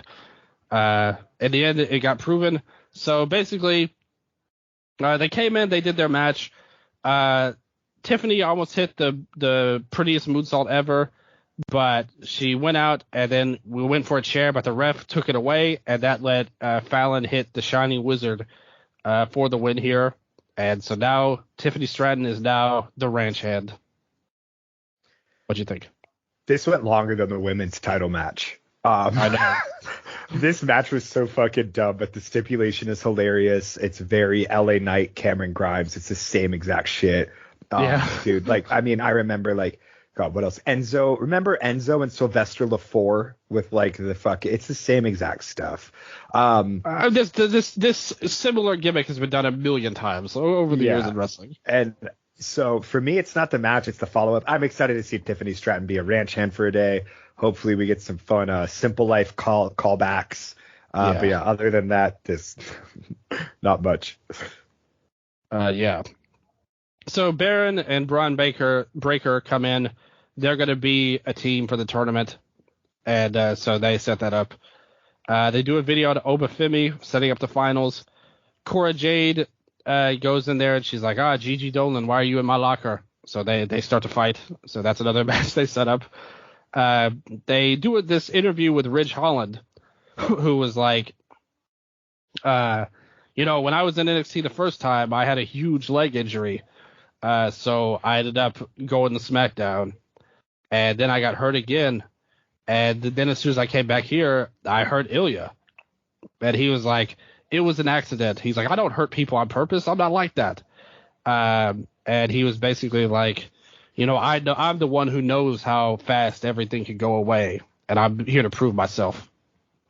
So like they didn't go into like heelish territory with this really. He was trying to be like, hey, this is my redemption. I didn't mean to do this, but I'm going to fight back anyway. I don't like this. Like, I Yeah. understand wanting to add more character, but it's one of those things where like Big E's career is potentially ended because of this, and then they're gonna do some work Yeah. shit with Ilya. Like for me, it's the whole like I hope they consulted with Big E before this, just because I hope he's not sort of blindsided by this angle, because I feel like that could be pretty shitty considering how much it involves his real life sort of tragedy. And I completely Yeah. acknowledge as well it was a freak accident. Ridge has done the move other times. No one has really gotten hurt. Like, I'm not going to be one of those people it's like calling for Ridge's fucking head, but I think this is one of those things that you don't need this. And it's weird that like 2 years now after the Big E situation, like now they're going to choose to start addressing this. It doesn't make sense to me to break up is Sheamus injured again? Yeah, he's been out for a long time. Okay, that's what I thought, because it seems like they've really just separated that group, and then I saw Bate debut on SmackDown. So I don't know. I don't think there's literally any need for this. I think you could have kept Ridge on SmackDown with Butch. Do I think he's going to be a major player in the future? Absolutely not. And yeah, this was just like they really tried, but I think that this was pretty tone deaf and just not not what I necessarily wanted out of pro wrestling. Yeah, I like that they brought up his own injuries before. I think they could have done that without doing the Ilya stuff, like just him coming back from injuries and stuff like that, and it would have come across a lot better. But we'll see where it goes going ahead. They finally have the breakout finals of the tournament: Riley Osborne and Obafemi. Obafemi, man, this guy's a beast. He did some good stuff. Osborne did a little bit of high flying stuff here with almost like a Stardust press almost at one point. But Femi came in with the power, and he ended up getting the win at the end. And he gets the win and should surely get a title shot now. And I thought it wasn't like a great match, but for what it was, I thought it was good. And Femi showed a lot, like a powerhouse guy with a lot of intensity and good stuff on offense. Yeah, Oba looked cool. I had to look these guys up afterwards in their backgrounds. Like, I guess Riley was an independent wrestler. So I thought it was funny that, it's usually like they're used to get the PC guys over. This match, I remember when these tournaments were like fucking stacked. And now when I look at these tournaments, I don't know who any of these people are. I didn't watch any of the tournament. I remember Lexis King was in it, I think. So it's funny that he didn't even make it to the fucking finals. Hey, Carmelo, thanks for the PLE match, brother. And yeah, this just nothing stood out to me. I'm excited to see what Obafemi does. Riley Osborne, I really no words yet on him. Yeah, he was fine. Like, nothing bad. Like, I wasn't thinking, oh man, these guys suck. It was like, oh, these guys are pretty good for like rookies, like pretty much. And Femi, you have a lot of upside in, so all good here. Like, nothing wrong with that about that. And then after that, we get to the main event, which was, Trick is pissed at Carmelo, and Hayes is like, I believe in you, man. And Trick's like, let me do this on my own. And then Thea Hale and JC are sad by Osborne losing, but then Duke Hudson and Andre Chase are like, yeah, we're going to be in the tournament, the tag tournament. And basically, then somehow JC says that you need to focus on the debt you owe. And and then they move Riley as Duke's partner in the tournament. And Thea Hale's very happy about that. Okay. Axiom and Nathan Frazier are going to be in the tournament together as well, which is a great team. The tournament as well. and they set up all these different people, and suddenly they have the family come in, the mafia people. They come in and they call this new girl the Riz coming in, and then they go to their car, but then Joe Gacy is in the trunk. And yeah, okay. What? What was with this show on here? I think this is why I texted you, and I was like, I don't think this promotion's for me. Oh my god. So we get. I don't get it. Yeah, I don't need to talk about it. What about Joe? Like he was a deathmatch guy before. Hey, I got love for Sloppy Joe, dude. He have you ever seen that? Okay, this is a deep cut, but since it's Wrestle Updates, it counts for North America. Do you remember that CZW video of the fans calling out Jim Cornette? Oh yeah. And then they literally. So for those who don't know, picture a basement. And there's like one dude standing at the front, and there's an entire group of people behind. And he's like cutting a promo on Jim Cornette. This is like 9 minutes long as a CZW fan.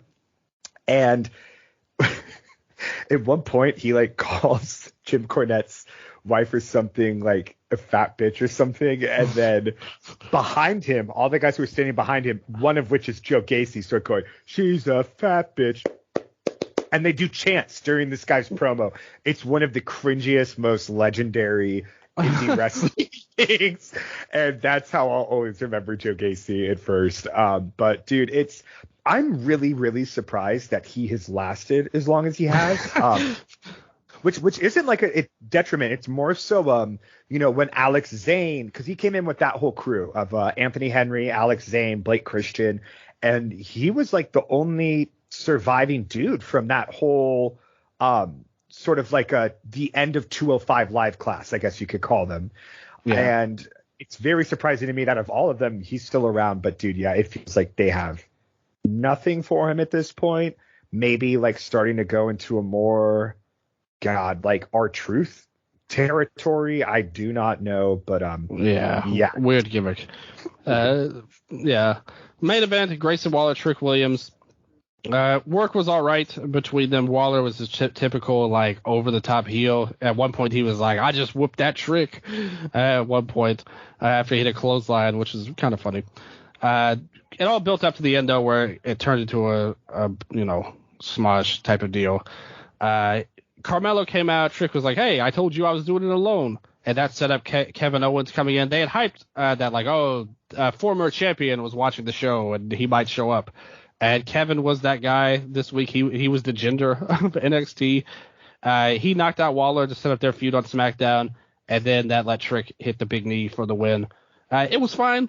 This didn't have any heat for me. Like, to take off the title match, it didn't do anything for me. It's nothing against them or any of the work they did. I thought it was fine. The finish like set up a feud with KO and Grayson, so that's fine. It's just there just was no air in this balloon, in my opinion. So it was kind of a nothing match, but it was fine. Like, it wasn't anybody's fault. It just was the circumstances that made it not ideal. Yeah, no, agreed that it's not so much on the performers. Like, it was just, I thought this sucked just all around. Like, I'll be more critical. No heat for me. This was not a match I came to the show to watch. I legit put on this show to watch Ilya versus Trick. I was excited to see Ilya really push Trick and make him physical as hell. I want to see Trick be stiffer. That was one of the things I talked about. Is sometimes his biggest negative for me is that it is a little bit performative. Sorry. And yeah, like, okay, so first you're going to take away the main event, then you're going to add a new one with just who's a lower mid-carder on your main roster, and then you're going to make it for a stipulation that Trick will not lose, which sort of fucks the matchup even more in terms of, like, sort of aura. And then, like, the whole thing is to, the reason they do the match still is to keep Trick relevant and give him a win, right? And how does he get the win? With the help of someone else. Like, this did absolutely nothing for anyone for me. Like, all of this was just bad. I thought it made Trick look weak. Like he does not have the heat again. Like I said, I thought he really had lightning in a bottle coming out of Iron Survivor and going into this show. And dude, now that we don't know when Ilya's back, there's this weird Ridge thing going on. Like I'm totally tuned out of this now. It seems like all the magic they had, they just said fuck it. And again, like I don't know what's going on with Ilya. I don't know if he's actually hurt. I have no clue if he went home for the holidays, like whatever. But dude, like there's so many other ways that you could have done this, right? This isn't MMA where, you know, people get injured and then you got to fucking do a change on the fly and nothing's up to you. Like if Ilya's injured, you can write something better, right, to happen than this. You have all the options in the world. You have 70 people on these fucking rosters. You know, I thought all of this was very bad. And as a main event, and, you know, again, sort of grading this on the do I come back, this is enough to make me cool on not watching NXT for the rest of the year straight up. Like the promos in this show I thought were atrocious overall. Like Nikita Lyons, Ava Rain, just so many really profoundly awful elements. This is a brand. Yeah. And then the overall letdown of the main event. I would say it felt like when I used to invest in main roster WWE a lot, in the sense of I'm investing my time into this and I'm constantly getting fucking burned as a result. And this left a really bad taste in my mouth. I totally agree. This was not a good show. A significant step down from Raw, but you know, and like I said, there was nothing on the show that was really special or stand out in any way, or even recommendable, really. Like, really poor showing for the big show of the year, and a step down from Deadline, which, I mean, the Iron Survivor, you had good stuff there. Even the main event, you had some at least hard-hitting stuff with Ilya. You know, not a good way to start the year, and hopefully they can fix it. Hopefully this is not what Vengeance Day will look like, or I will be really unhappy. Do you think they run Trick Ilya there now, or, you know, maybe even Carmelo Trick Ilya? I have no clue what they do at this point. That's what I was kind of thinking. Like maybe they'll do some kind of triple threat for it. We'll have to see what they have planned for it. You know, but I think the preferable one would be Trick, just getting the title shot on his own, like the singles match that we should have gotten here. But we'll see. Maybe Ridge will be involved somehow, which could make it even worse at the end. So let's see. I'm scared to speculate on this show at the end of the day.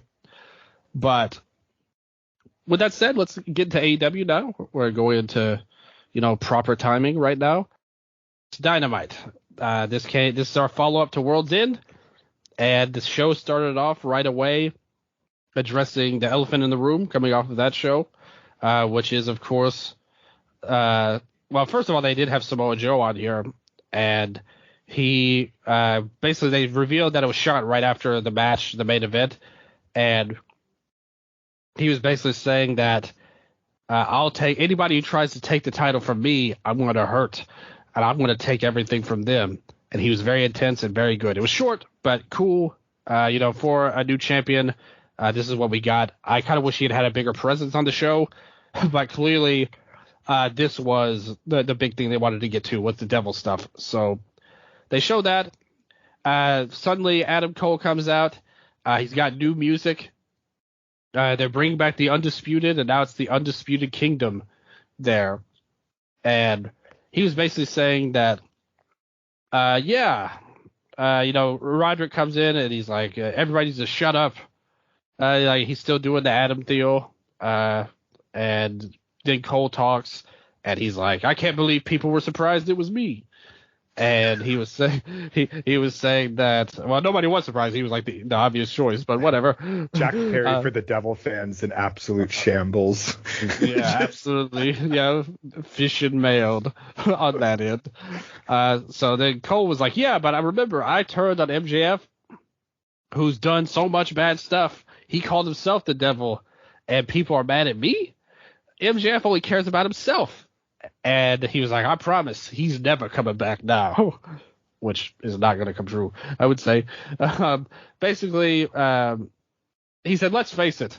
as soon as MJF thought he didn't need me anymore, he would have done the same stuff. And he was like, I never needed MJF, but MJF needed me, which is why I had to sacrifice to everybody. MJF is somebody nobody would have cared about until I came along. And you can chant all you want, but MJF is dead. And so then we get to this part where he's like, everybody needs a title now in the group. We already got the tag titles. Now Roderick is going to go after the international title, and Wardlow will go after the world title against Joe. And he said, when the time is right, he will then give me the title and forfeit it because he is my bitch now. He didn't say that part, but he said he will give him the title once he gets it. And basically said it was cool that we worked with Joe. It was nice to take out Hangman. But, the thing is, Wardlow is probably going to hurt you. And the devil is here to stay, baby. So there's more to this. What do you think? Because this was a huge promo. We've had 3 months of this bullcrap that we went through with the devil. It was finally revealed. We talked about it. You were pretty positive on the reveal on Cole and how they looked with the suits, and they looked badass and all that stuff. And I was open-minded. I wouldn't say I was, I wasn't positive, but I was open-minded that this could at least go somewhere, and we're at least through the worst of it. But still, this was a huge promo for Cole to justify himself as the new top heel of the company, pretty much. What do you think he did? What do you think about his explanation? And we'll get to the rest after. Just Cole's part right here. How do you think he did? Okay, positives. They set clear intentions, which is cool. We have a roadmap of their goals and objectives. That's something I said I wanted. A lot of cliche here, just a lot of cliche, I thought. The whole Wardlow part was weird, obviously, and Wardlow did roll his eyes when Cole said that. So I think that, assuming that, this is not a group that's made to last, it feels like I think that Cole is using Wardlow as Wardlow is using Cole, right? Kind of thing. Yeah. But still, that was weird. I don't know. I don't like how he was still trying to fit so much of Adam Cole into this, if that makes sense. Yeah. I totally get what you're saying.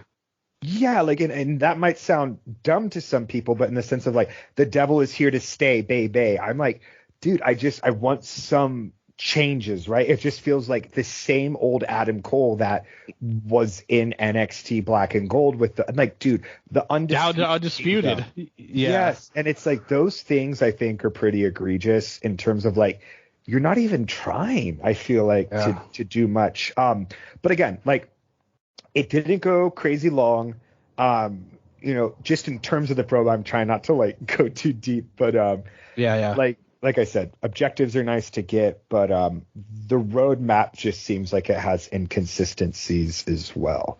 But yeah, I can't say that I am as optimistic for this anymore. I think that it's a very weirdly positioned group with just how many stories are currently going on. Involving the world title, especially Swerve. I could almost maybe see Paige feuding with these guys first. Yep. Jay White came out at the end as well. Sorry, now I'm jumping ahead. Stop. Yeah, this is my ultimate problem with this. If you listen to our World's End review, I more or less laid out what I thought would be a good way for this story to go, which was all of the guys they've attacked slowly coming together to get back at this now we know as the Undisputed Kingdom, and finally MJF would make his shocking return, and you would have a big super group now to fight this heel group. Instead, what we got was basically everybody coming together immediately on the first episode, which I didn't like at all. This is something that should have been something that happened way down the line, especially Jay coming in. That should have been something that was saved for him to be. And listen, I'm not a huge fan of Jay, especially as a heel. I think as goofy mid-card babyface, likable goofballs, I think that is the role that works for him more than main event player. along with Juice and all of them really. Like you could say that about literally all of them involved. But to see, so I'm fine with that part. I just wish it had been held off.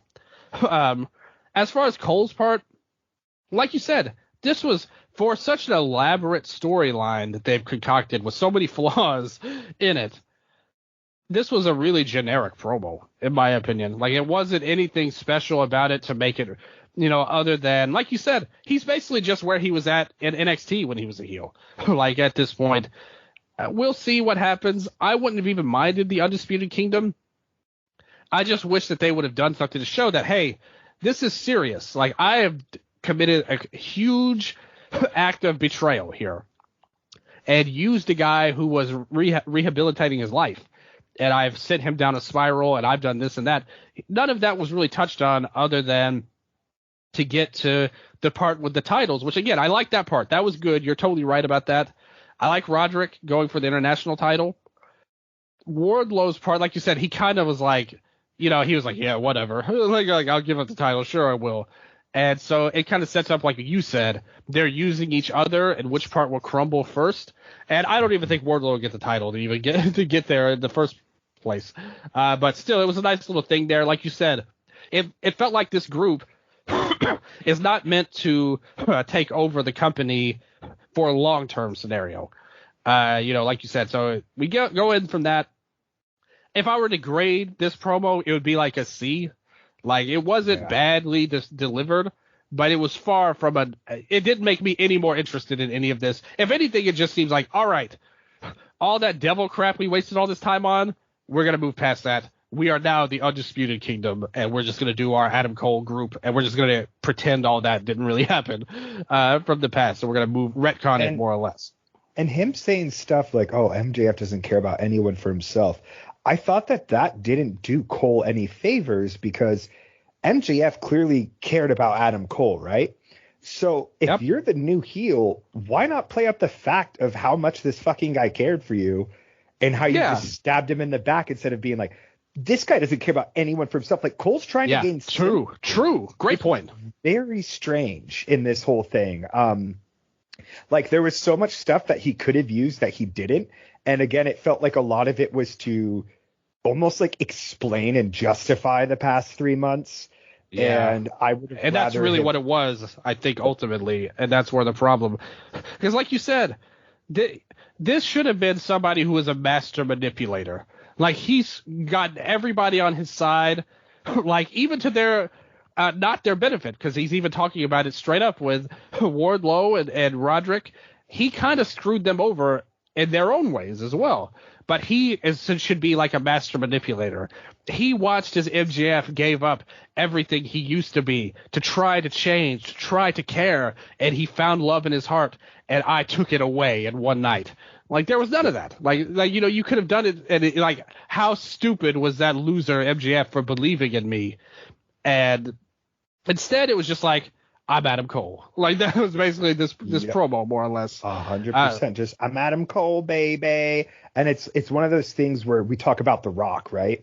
And Adam Cole has been doing this shit. And I love Adam Cole since 2012 Final Battle, like ROH. This has been the same exact character. And I'm kind of sick of the baby. I need more. Yeah. Remember when he came back after his concussion originally?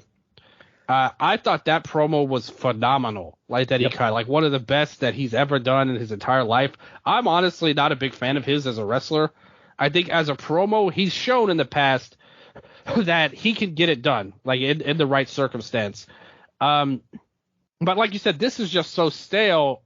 If he had just come back as himself, like, let's say the devil was somebody else and then Cole came back to save MJF and he kind of promo like this, I would be more or less okay with it.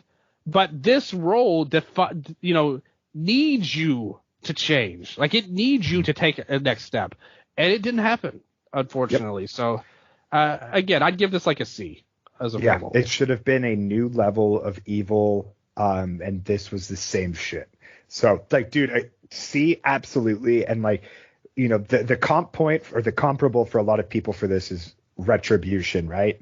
And I think of, like, the first promo that Ali did afterwards.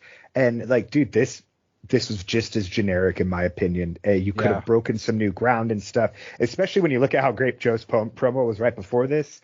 Yeah, his part was really great. Yeah. It's a shame, man, because I think you have a lot. It's a lot you could do. There's nothing wrong with that at all. But anyway, so we get to the next part. Jay White comes out and he's like, "Yeah, that was pretty cool what you did to MJF, but like that part about me being the start of all this, that sucked. You attacked me when I was alone, but I'm not alone anymore." So Bullet Club Gold comes out. And Wardlow like rushes Cole out to the floor. They come in, and the Kingdom get their love in, and then suddenly the Acclaimed come out next to run out everybody. And then the most egregious flaw of all of this as well. So you get this big moment that should have happened a month from now at least. It should have happened way down the line of the Acclaimed and the Bullet Club uniting. They do that right away. And the segment ends, instead of promising to, like, you got thrown through a glass window. I just want to point that out to the Acclaimed. And instead of, swearing revenge and that he will leave Adam Cole and the rest a bloody mess, instead, his main concern is to scissor the Bullet Club, who decline and walk away. What? Like, come on. Like, this whole storyline is so goofy already. And I'd hoped that this was going to be where we took that step forward for everybody involved. Yes. And because you could make like I said, if they had built it right, maybe even MJF and Jay could have done it, but in my mind, it would be MJF and Hangman.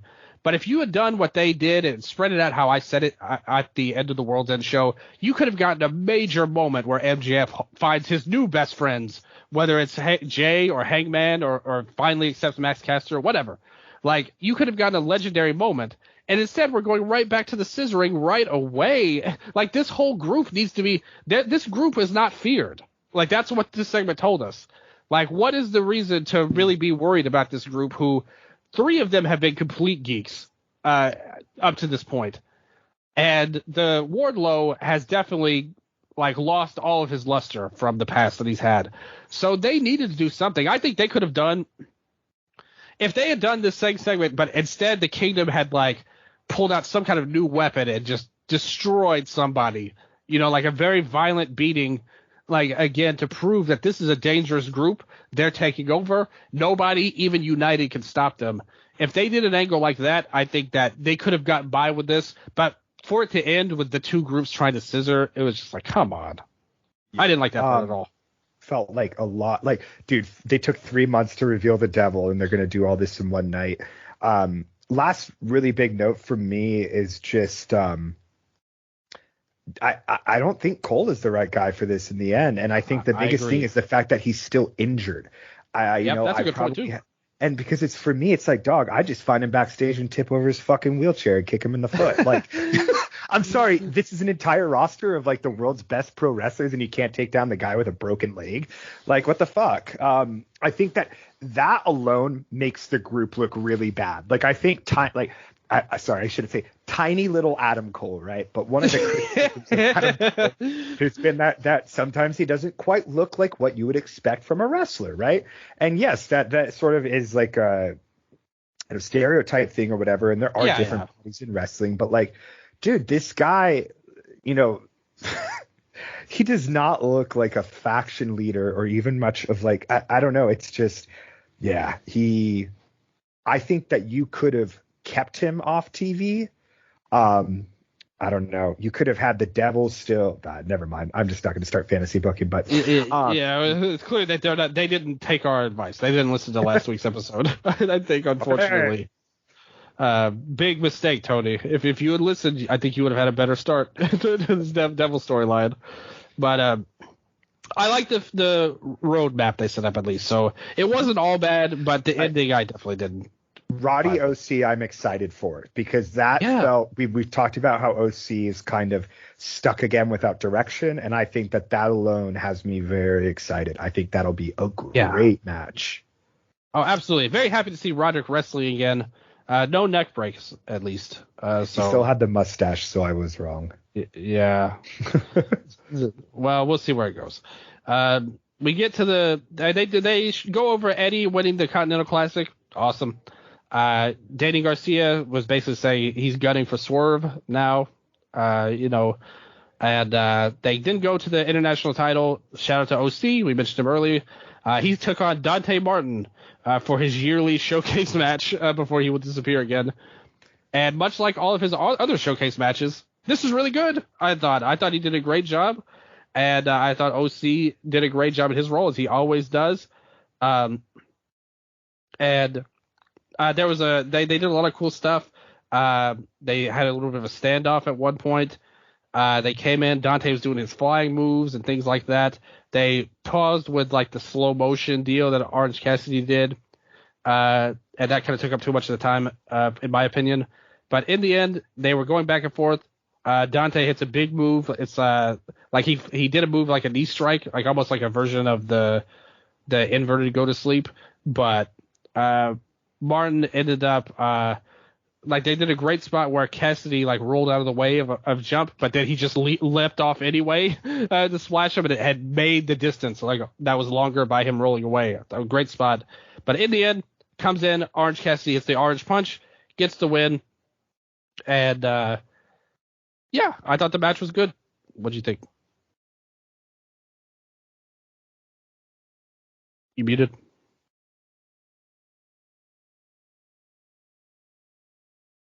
How muted are you on the scale of 1 to 10? Oh, I am so muted. I am sorry. Sorry, I was sneezing earlier. Sorry. First match. I'm trying to remember what I said. First AEW match of the year. Orange Cassidy's your perfect guy for it. He is still the workhorse.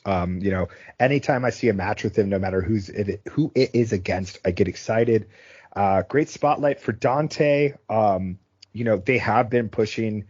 I'm just gonna call them Top Flight because like I don't need to call him Top Flight and Action and Dread. Yeah, he's an unofficial member. Yeah. And it seems like it could be a big year for them. And I don't know. I'm excited. Like I said, I thought this was a good match. Yeah, like you said, I love them. They've had great performances on Rampage repeatedly as time goes along, and I hope that they get a great run because they're all really talented. And like you said, Andretti as well, and both brothers bring a lot to the table as great flyers, great charismatic performers as well. I really like them a lot. But in the end, good showcase. I hope they keep up with Dante and the whole group as well going forward. After that, the best friends came out. The Top Flight came out as well, and it looked like Respect was there. But then Private Party comes out, and there was like, there ain't no more FTR, and even the Hardys. So this is like the breakup of the Hardy family or whatever that Isaiah Cassidy was a part of. Reboot for Private Party here with Cassidy and Quinn. Quinn making his return after a long injury. It was nice to give him a shot. I don't know what separates them from Top Flight, in my opinion. I think that I would rather go with. I think there's more to upside to Top Flight than Private Party, but you at least get a fresh set of challengers, I guess, if you want to build them up. Yeah, dude, Mark Quinn has been out for so long. I'm happy to see him healed up and back. He looks like another wrestler who absolutely bulked up in the off time, beefy boy.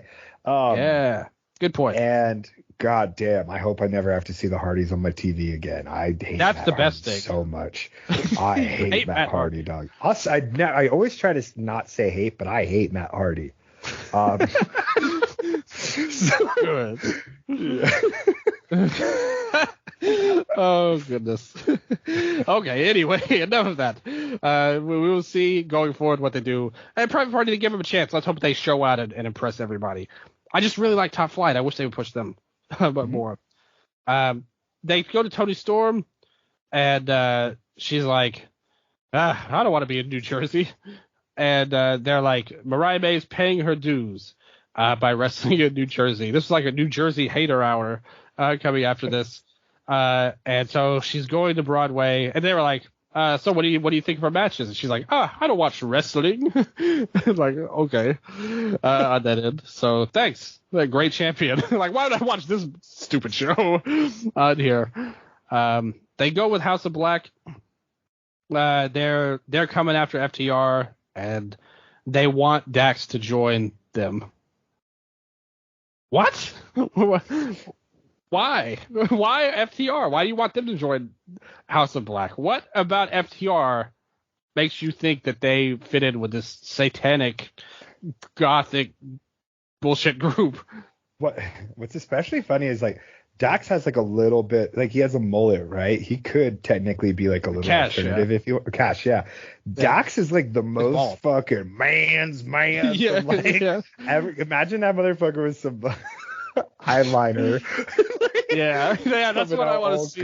Like, dude, yeah, it's I don't know. This is like I feel like this has happened a lot with House of Black. Ortiz and Kingston too, right? Where their whole thing is they're like, you're evil and we want you, and they haven't added a single goddamn person. Yeah, where it's like, all right, guys, let's come up with a different game plan. This isn't working. Nobody wants to join you, geeks. Sorry. Yeah, could be a good match though. Matches tonight on Collision, right? Yeah. Cool. Yeah, that should be a good match. But damn, ever since we started this, I used to be a big Malachi guy. And I know that you've talked about how, if I'm not mistaken, he's kind of like the least favorite of the House of Black. And man, the more that time has gone on, the more he's just sort of faded. And I know he's dealt a lot with injuries. So like he hasn't quite had that singles presence, which is unfortunate. But like I'm talking purely in terms of character here. Like again, in terms of stagnant, like we were just talking about with Cole. This dude's been doing this since 2017 NXT, and I think at certain points you just have to go back to the drawing board, which isn't to say the House of Black can't exist, but yeah, at least a different approach, something. Yeah, I like Black in the ring. It's just the character and the spooky stuff and some of the stuff they've done that really turns me off of all of that. And I like all of them. It's the same thing. If you just let them wrestle, I mean, Brody is a great wrestler. Buddy can do some good things as well. They're a good group on paper. I just think the gimmick doesn't do it for me ultimately. And we'll see if that and it seems like they're just leaning into it more, unfortunately. So we'll see where this goes. But I do want to see like Goth Dax in the future, like come out with stuff. That's what we need more going forward, and I might be happy if they do that. But otherwise, it should be a good match. Whichever version of the team, like any of the two of the three, can be good, depending on what they do. But still, going forward, they cut the Swerve, and he said he's going for gold, and probably from Samoa Joe. Like he thought it would be MJF, but instead it's going to be Joe. Swerve's awesome, I hope so, but he's got other things going on. We'll talk about it at the end of the show. Mariah makes her debut on Dynamite, and she faces Queen Aminata, which I know we both like a lot. Aminata, great person here, and I actually thought this match felt more like a showcase for Aminata than Mariah made, to be honest with you. And she looked great. Did a lot of cool stuff, like good strikes, great, used her size well, great speed. Mariah, she kind of came with a fiery comeback at the end. Ended up hitting the sling blade and then the Mayday, which is kind of like the Samoan driver out of it. And it was good. May looks great. Like the way she carries herself and all of that. Aminata was more impressive here, which was interesting how they laid out the match. You would have thought that they would have wanted Mariah to stand out. She should have just squashed somebody, like to be honest, instead of this back and forth match where I thought Aminata had more to the table in this one night. Even though I like Mariah a lot, I question her Twitter game sometimes with some of the things that she says on there. But I like her a lot as a wrestler. But Queen Aminata really showed out. She needs to be signed and put in a big position. Maybe move her to Ring of Honor and let her be a big player there. Yeah, totally agree on this being more of a showcase for Aminata. In terms of the squash, like that's definitely the classic approach, right? And I guess the reason I didn't mind it as much is Mariah May doesn't quite feel like a character you need to bring in to have squash matches. Like she's very much is like Tony's. She's the budding Tony, right? She wants to be like her. So for her to have a really competitive first match and come out on top, I think at least does more for the character. I liked her post-match promo as well, that I think was like a digital exclusive or whatever they're calling it now. But I really like this. To me, 2024 is the year of Queen Aminata. My only real criticism of the match would just be the finish, because it felt like Aminata was really about to hit her big false and then maybe go into like the third act. But after that, I think it was Mariah basically, countered a move, and then Aminata was down. Mariah had just taken like 7 moves before this, and she just pretty much walked over, hit her Falcon Arrow finisher. Is that what it is? Yeah. It was almost like a cradle shock. Like it started out as a Samoa drop, she turned it into the Falcon Arrow landing. Yep. And Mayday. I just thought that I thought that hit flat. I was not impressed by the finish. And again, like I think that you could have absolutely had Mariah have a badass finish here. I just think they needed a couple more minutes to get there. Yeah, I agree with that. I think that's a good point as well. We'll see what they have planned going forward with her. But yeah, we definitely need more. Great debut. Like I said, and I'm not trying to pick on NXT or anything, but they deserve it after that show. Mariah May is very much someone who, I've seen compared to like NXT women or whatever, like, oh, she's just a Tiffany Stratton fucking clone. Mariah May is way better than 99% of the women in NXT. So I'm excited for the future. I still think the pairing with Tony is great. Yeah, I don't know. I'm excited to see what happens. Yeah, May cuts a promo afterwards, and she was like, I wish Tony could have been here, but instead it was in New Jersey. and she was like, I wish it wasn't here. And so then suddenly Deonna Purrazzo comes out, and she's there, and she's like, I'm from New Jersey. And she comes in and she's like, this is now my house because I'm all elite. And Mariah May's like, shut up. And then the crowd actually starts chanting like New Jersey. Like, so, because clearly the hometown interaction was big here for this debut.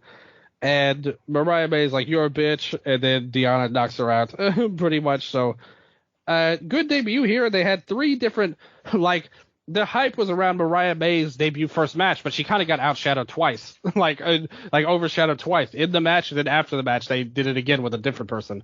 But I thought a good debut. I like Deonna a lot. I think that's a great signing, and we'll see.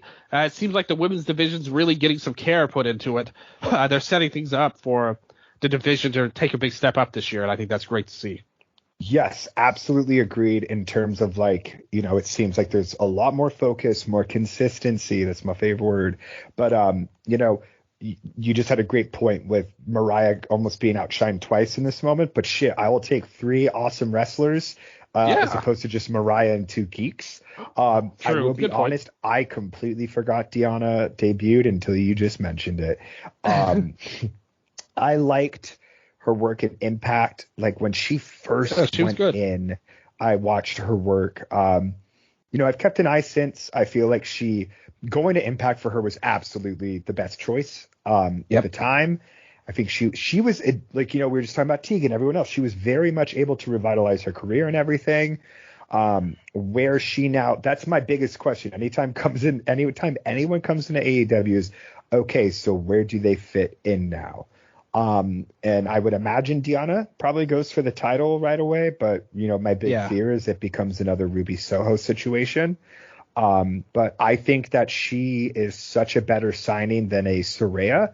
Not to go back too far to talk about Mercedes as well, but I think that you need big signings. Like AEW has signed big women like Saraya, right? But you need a Brian and Tony Storm. But Tony Storm used to have great showcase matches every week when she first signed. But now that she's in this way more character work stuff, right? You need your Bryan Danielson type character for the women's division in terms of your absolute workhorse who's going to show up every week, elevate people. And even if they don't have a storyline, they're fucking killing it. I think, Deonna could fulfill that role in terms of weekly TV matches, but I think Mercedes is the star they need.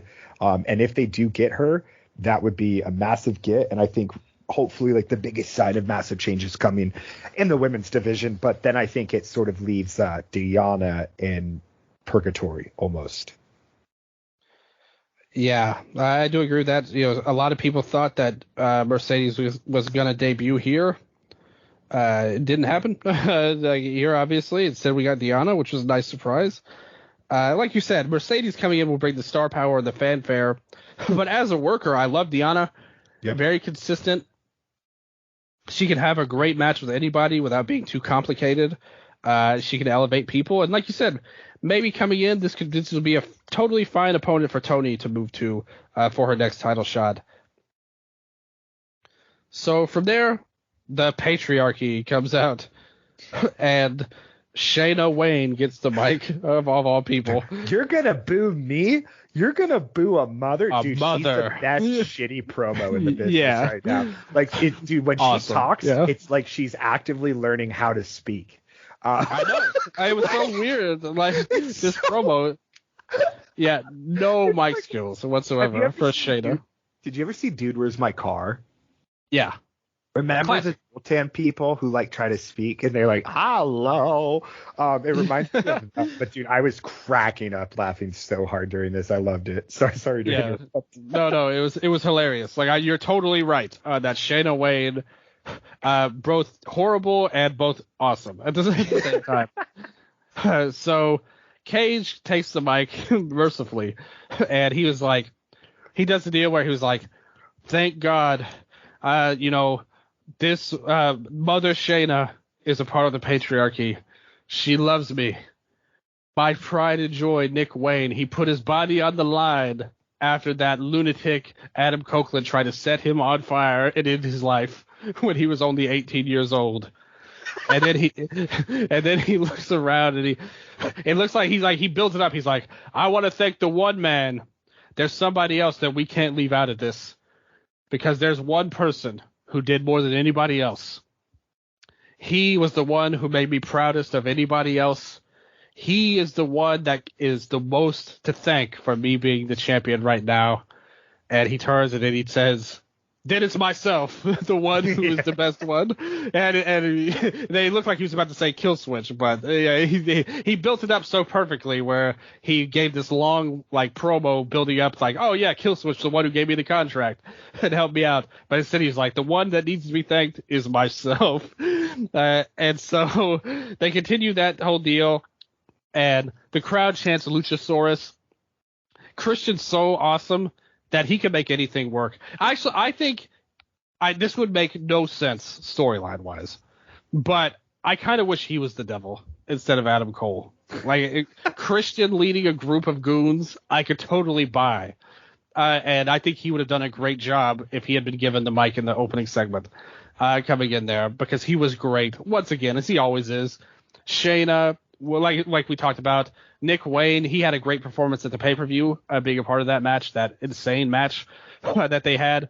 And everything was really well done here, I would say. And in the end, basically, he was like, his name's Kill Switch at the end when they were all chanting Luchasaurus. So the crowd got super into this really basic storyline about a guy who I don't think has a lot to him in Kill Switch. But still, this is over. They're building it pretty well. Very basic, tried and true, abused monster type of storyline. And the stuff with the patriarchy is just a lot of fun. This was awesome. This might have been, besides the next match we're going to talk about, this might have been my favorite part of the show.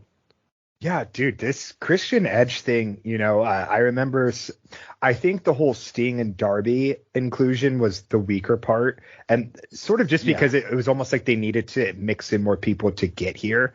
Not so much on Sting and Darby, but what was I going to say? Dude, I'm loving this feud so much. I know Copeland is supposed to talk some stuff tonight on Collision, so I'm excited to see what goes next. This is a really great example of predictable storytelling in terms of Christian's going to thank himself and not Luchasaurus, but it still hits.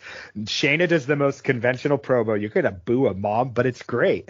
The only thing I didn't like about this was people cheering for Luchasaurus because it's the shittiest fucking name.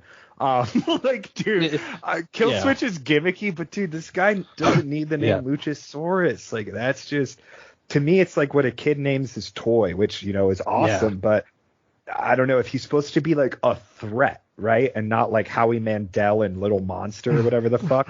Like he needs to be threatening and have an ominous name, even if he's a baby face, because Luchasaurus, the dude doesn't do fucking lucha anymore. Like what the fuck, you know? Yeah, that's true. Sorry. But no, I love this. I love it. I just love all the movie references you're bringing out tonight. I think you're killing it on that end, on there. But now comes the real highlight of the show. And it's not Don Callis joining commentary, but he did do that here. Darby Allin versus Konosuke Takeshita. What a way to start the new year. The gift that I always wanted. More Takeshita on my TV, and especially against Darby.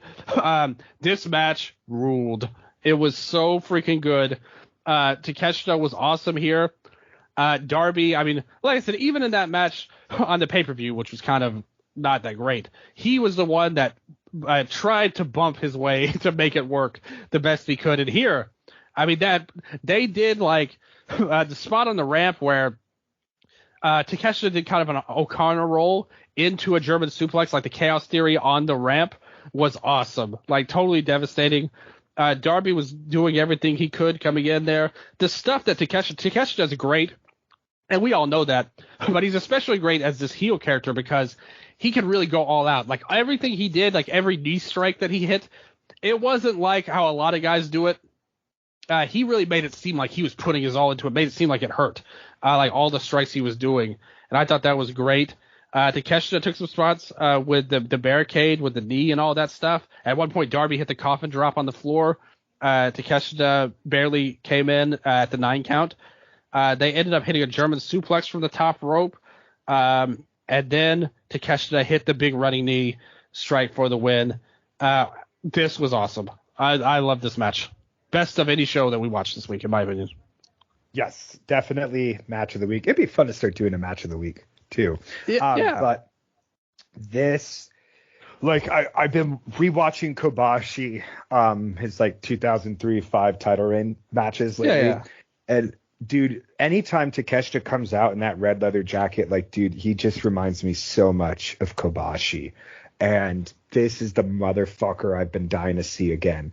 Unbelievably stiff, unbelievably ruthless. Like that German, the rolling German on the entrance ramp, like it's one of those things. Okay, like going back to Joaquin Wilde, right? And yeah, I always think of Angelico and Lucha Underground, but when you expect them to go like, let's say 5 feet, and then they go 20. Like, I did not expect him to fully just chuck Darby on that. Like, I thought it was going to be one of those, like, okay, I'm going to roll back, kind of like hold him, protect him. He's like, nah. He just straight up let him go like he was his little brother.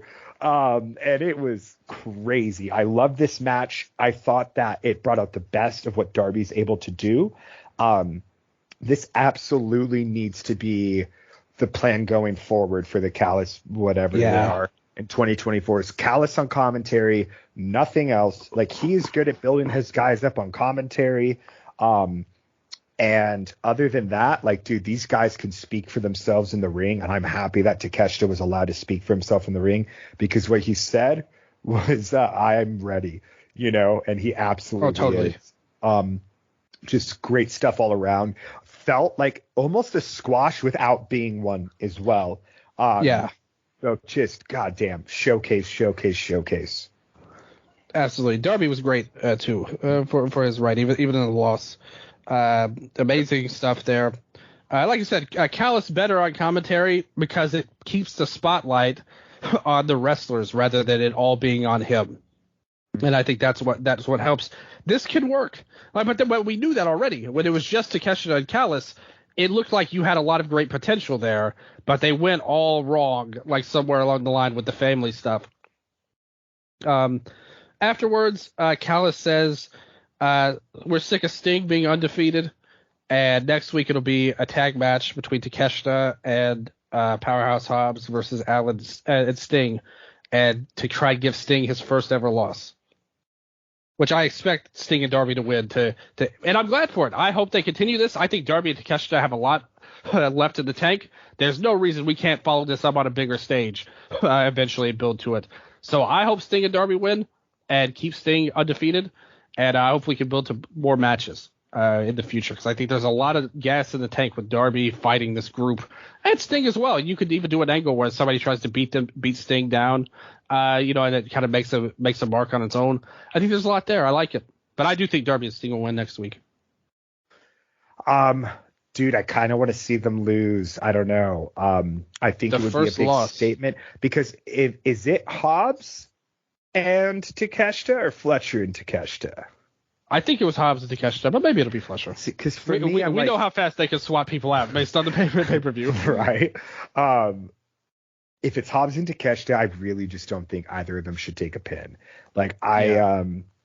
If you really want to make this fucking group feel special, you're totally right though too, in the sense of this isn't something that has to happen right away.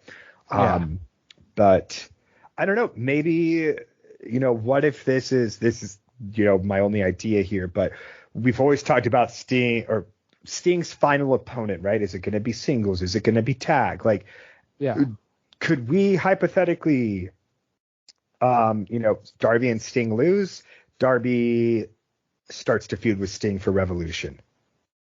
Yeah, I think that's the perfect logical end for Sting, to put over Darby and pass the torch. A big spot for Darby, and you get Sting, tons of story that you could tell there. I think that was always my pick for his final match at the end, because he hasn't had a singles match in AEW this whole time. I think having that one special singles match at the end would be the best case for them. Yeah, because especially to make it this was all to get Darby over, right? This whole run pairing him with Sting, etc. And for them to go out as a tag team, cool. They were a tag team, but for Darby to beat Sting and retire Sting, that's how you pay this off. Totally agree. That it. Then we get to the 4-way match. Still tipping on TV. Brian Keith, shout out there. Love it. We need him on TV more. It was him, Brian Cage, Io Vikingo, and Trent Beretta coming in. Just under 10 minutes. Good little match here. Nothing too crazy. They did start with the Danhausen stuff, and kind of was weird. But in the end, it came down to Brian Keith and Trent was the one who got the win with the Dude Buster at the end. So he will be the number one contender to take on Kingston. Is this for the one title, or is it all three? Is the Triple Crown being defended again? That's still yet to. This is so stupid. Why don't they just announce it straight up that it's all three titles, or don't do it? Even though that would also be stupid. If that happened. Dylan, keep up. Come on, man. This is totally sensical. I have no fucking clue, Dylan. Neither of us have any clue. So what I was cracking up at is on AEW World's End, your AEW Continental Crown, right? Yeah. On the New Japan Battle in the Valley, it's listed as the AEW Triple Crown. So nobody knows what this is. Nobody knows what the fuck this is. Dude, I don't know. We'll see. I guess we'll find out tonight, right? Yeah, I guess we will. No point in going in depth on that, but just very silly how they did it. So Daddy Magic's coming to the ring to commentate, but then Hangman's there and he's like, I want to fight somebody. And that leads to the main event, Danny Garcia versus Swerve. And a good match coming in. They did a lot of good stuff here. They tried to do a thing where they go to the table, and Garcia tried to do the sharpshooter on it. But in the end, Swerve came in there. He did all of his signature moves pretty much to set it in. They built to a big dance-off between Danny Garcia and Prince Nana. Swerve did Garcia's dance to make fun of him. And then he hit the house call, and Garcia went for a one last gasp to try to come in, but in the end, Swerve hits the JML driver to get the win. And it was all right. At the end, and then they do a thing where it looks like, okay, we're about to do a handshake, but then Nana hits Garcia in the balls.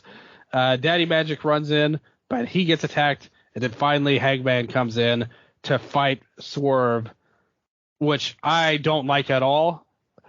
There's no way they're going to be able to beat the Texas Deathmatch to me. that should have been the ending. Like, there's nothing left between these two, in my opinion. We all need to move on. What about the devil? Like, for Hangman, why did we do this first?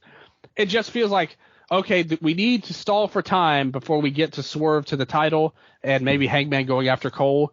So we're just going to do this again because everybody liked that match so much, which they did, and the match would be awesome, don't get me wrong, but I just think these two should have been kept apart for a long time.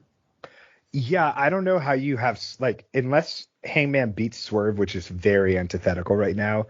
Also, like, having Swerve go Hangman 3-0 is kind of brutal to Hangman. Yeah.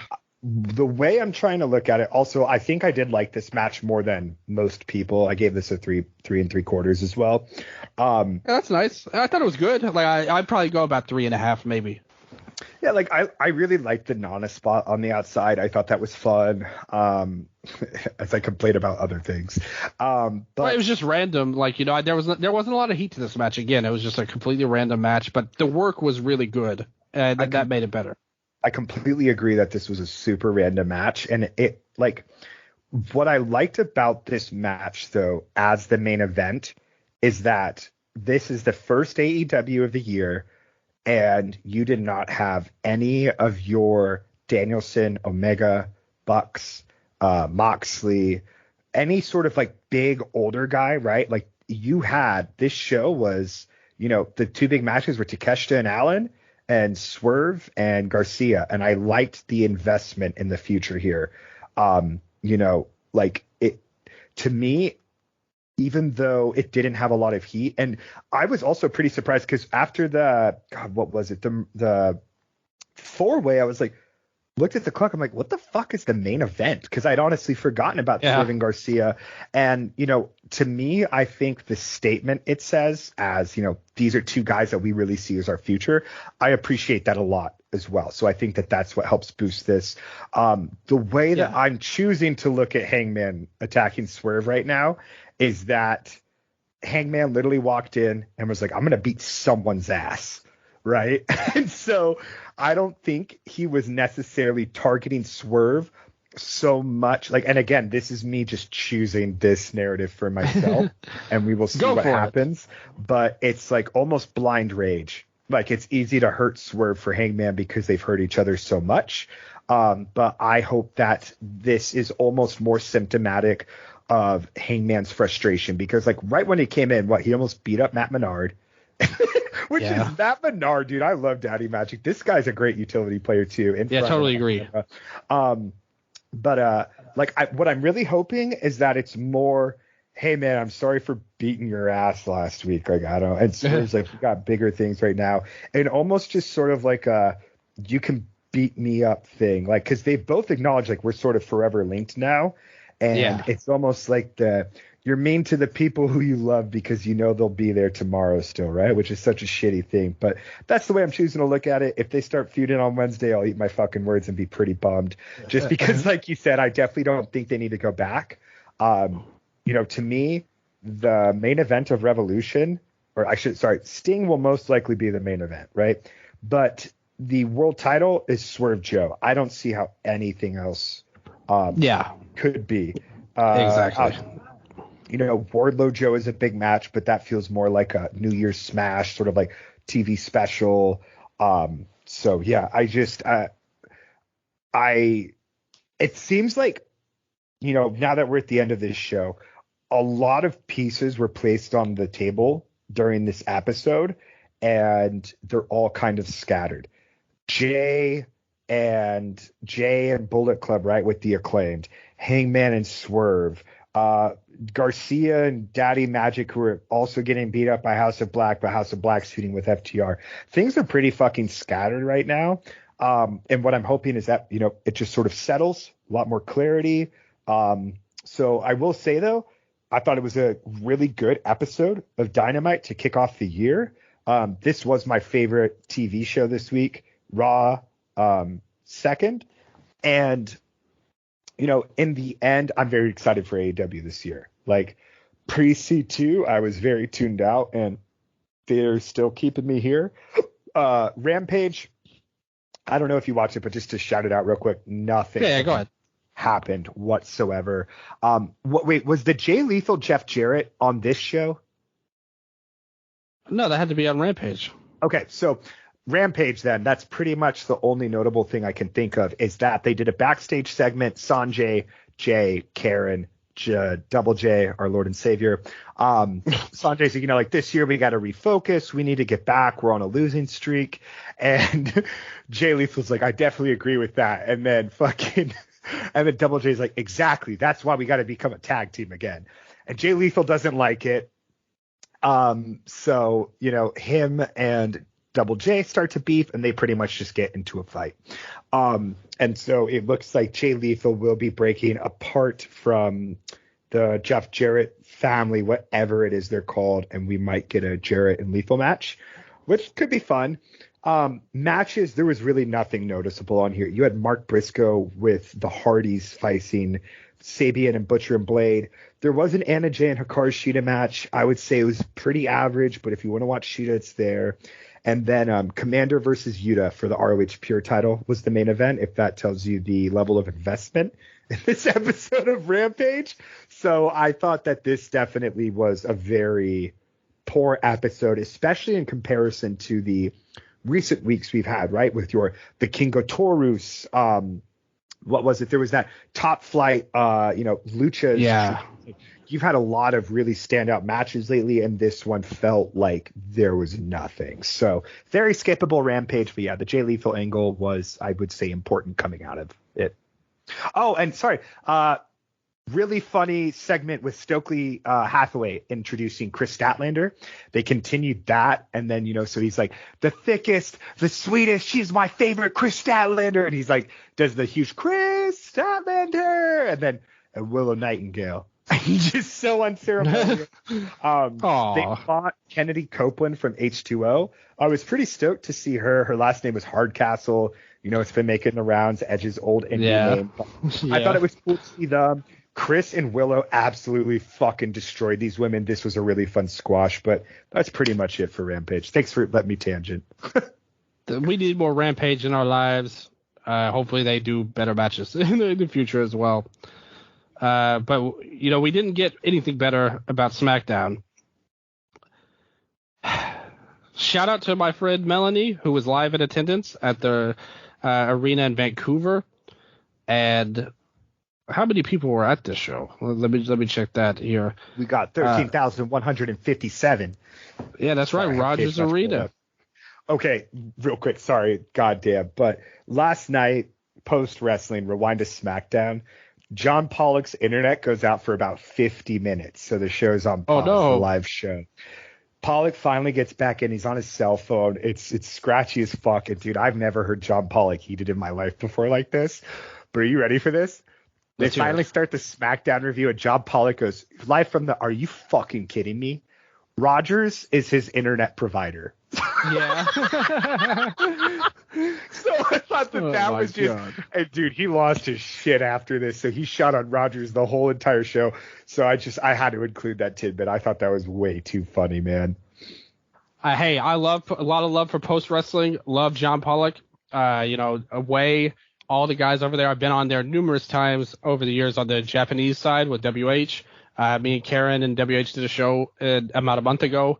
Love those Great guys show. Over there. Yeah, Pollock and Ting, they were like inspirations to me when I started podcasting. And to get to do a show with Pollock, which I did do one time with me and him and WH when he used to do the Perez, one of my highlights of my whole career, legit, there. But this would be like if somehow there was a Spectrum arena and we got to talk about it, because I would definitely shoot on Spectrum if we had my cable and internet provider, which I would have no problem going off on. But I will save that for now. Instead, let's blow through this boring show that unfortunately my friend was live in attendance there. So they talk about Rock on Raw, and they asked Roman about the Rock, and Roman's just like, whatever. And then that leads right to the finals of the U.S. title tournament. Kevin Owens and Santos Escobar. They put over the new team. Oh, they really put it over too on this show. Escobar with his new group with Angel Garza and Humberto Carrillo. They were there. No name as of yet. Unfortunately. It seems like it's obvious when you think about it. that they basically broke off Santos from LWO, and when it was like Legado del Fantasma, it was with Cruz and Joaquin, and they were a great faction, obviously. But now this is basically the new version of that. They didn't call them that on this show. Maybe they could do a new La Rebellion, which is what Garza's group was in Mexico, if they wanted. But no, they came here and he lost. Logan Paul was on commentary. I think he was like high or something on commentary, the way he was talking. Like he just suddenly started talking about their tattoos. He was like, oh, look, KO, he's got a T-Rex. I like T-Rexes. That's pretty cool. And they come in and he was like, Kevin Owens doesn't belong in the ring with anybody.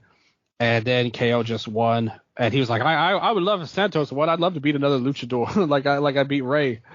And in the end, KO won. It was fine. I thought there's like these two, you expect a great match. And this was like kind of average, in my opinion. Yeah, for me, I totally assumed Owens was winning. That seems that's another problem. PLE match. Santos definitely feels like he's locked in this feud with LWO. Thought it was pretty, like you said, average match. Honestly, nothing really stuck out. And I thought the post-match interaction between Owens and Logan was just, God, I feel like I'm basic. 12 years old saying this, but very mid. Yeah, basic, all that stuff, man. It did not. And I think that, for all the criticisms I can say is Logan's been exciting in WWE so far. I thought the Ray program was fun. I've enjoyed his matches for the most part. But now that he's like an established champion and everything, I don't know. There needs to be like, he's very generic which is weird. He feels more generic now than like he sort of did before. And I don't know if it's because he's trying to play wrestler instead of Logan Paul. Yeah, but less personality in this one than I expected. So, yeah. Yeah, basically he just walked up to KO and was like, I'm the champ. And then KO just knocked him out with the right hand. So, yeah, that was it. For that, they do a video on Orton.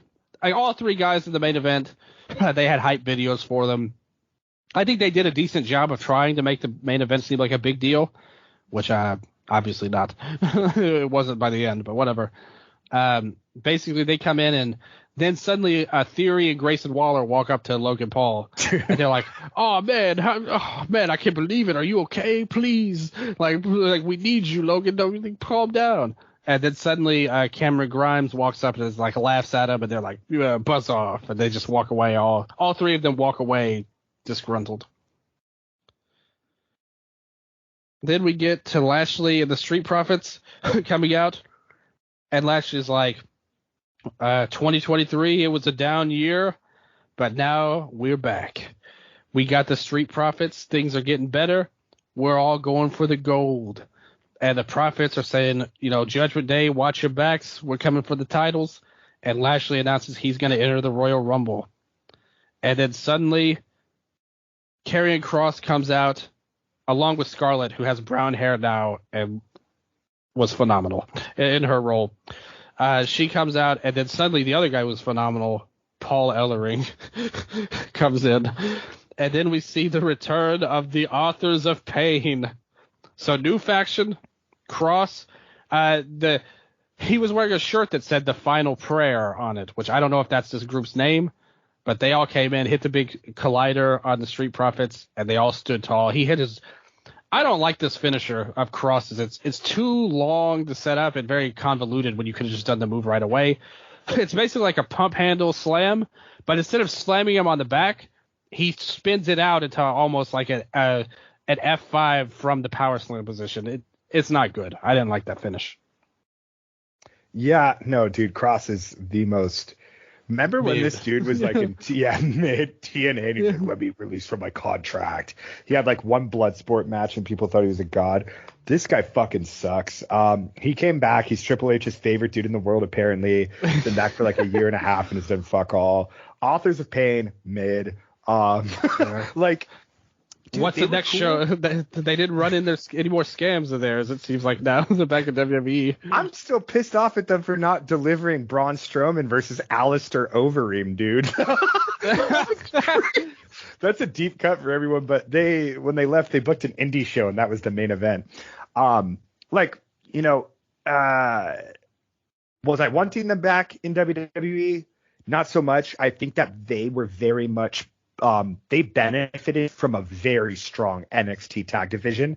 I think that if you did not have TMDK and DIY at NXT and the Revival at the same time, Authors of Pain would not have been Authors of Pain, and they would have been more indie sheer. Just to say in terms of, impact, in the ring, work rate, efficacy, everything. I think that they were very much carried by three of the, better tag teams, if not three of the best tag teams of the 2010s. And currently still, like, fucking love Shane Haste and Nichols and everyone, but yeah. I can't say I'm excited for this at all. It's very funny to me and weird to have Ellering and Scarlett. Like, I can't think of another faction that's had two managers. Like, that's very that's really strange. Weird. And then in terms of why? Yeah, in terms of Lashley and Street Profits, I'm not sure what this promo was supposed to do. The crowd response was basic, positive, but it almost felt like Street Profits were heelish, like subtly heelish. But I did like. Well, I'm sorry. They've tried to turn these guys heel for like 3 months. The problem is everyone loves them, so it's like it seems like they've given up on that for now, and they're trying to be baby faces again. Yeah, no, 100%. That's what the feel was like. It just felt like they did not know what their identity was. The Lashley promo, I did like his one sentence. I did the work, but it did not provide the results that I wanted. I liked that line. But again, this is one of those shows now where there's so many people that I also just don't see where either of these factions factor in ultimately in the grand scheme outside of this feud. You've got how many people going for world titles right now, all that stuff. And then and I think that this was just because it came after Dynamite. This felt so similar to the Adam Cole promo. And the primary beats in terms of we're back. This is who we are. This guy's going for that title. I'm going for this title. And good point. Rinse and repeat. AJ gets his hype video up next. He's emo now. That he's back. They go in Io Sky versus Michin, Mia Yim. Io comes out with all of the damage control, and they bail on her, so she goes it alone. Mia comes out with the OC. They bail out. She's got new. Nobody wants to actually be around these people. Ultimately, was the message we got. She's got new hair. Mia does. It's like white with blue at the end instead of the black with the blue. This match popped. This was the best thing on the show by a million miles, in my opinion. I thought they worked great together. Mia got to use her a little bit more of her size on Io here, and Io was doing a lot of high flying stuff, and they were doing some really dangerous moves. And I liked how there's a part where Io hit the German suplex on the apron. Looked great. In the end, she went for the over the moonsault 2 or 3 times, and Mia kept countering it. And the last one they countered was they went to the top. And I loved how they kept teasing Mia doing the Styles Clash, setting up an allegiance with AJ, who was a member of the OC, obviously. But since he came back, they had a brief segment last episode where Mia was so excited that he came back and was like, "You're back!" and hugged him so much while he looked so angry, just standing there while she was hugging him and going crazy. And then the OC were like, "Yeah, man, it's so good to see you again." And he just stood there looking pissed again. And then Carl Anderson looked at him and was like, "Hey, are we cool?" And then AJ was like, "I don't know. Are we?" And then he walked away and left them all behind. But they showed that Mia's still aligned with AJ with the Styles Clash, which looked great. The middle rope version, too. So that was cool.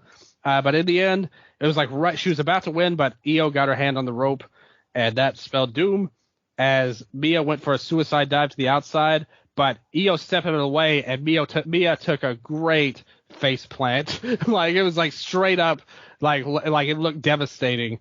Io pushed her into the guardrail, hit the running double knees, pushed her in the ring, hit the running double knees again. Then finally, after the third time being the charm, hit the moonsault for the win. This was a badass match. I like this a lot. If you want to, so this match and then the tag match after, I literally had to, I got pulled back into work and had to do some game testing during it. Is this a match I should go back and watch? Because I absolutely will. It's got a rating of 7.15. It wasn't as good as Takeshita and Darby. It was only 10 minutes. I think it's worth a watch. Like I thought it was good, and I like the effort there. So I will recommend this match. Actually, yeah, I'd say about 3 3/4. The OC thing is so weird to me. That's the only note I really have.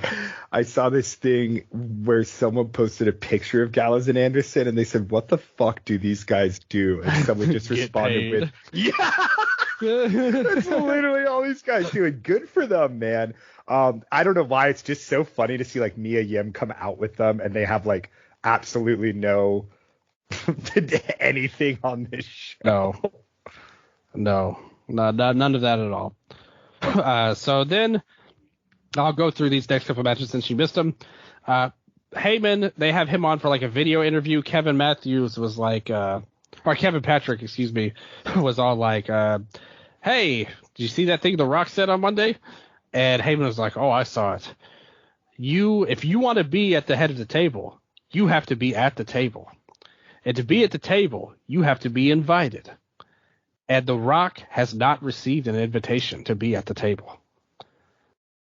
So they said, basically, whoever wins the main event, Reigns will smash all of them, which is quite a threat that he made here. And he said, shout out to CM Punk, who bragged about being the OG Paul Heyman guy, which he was.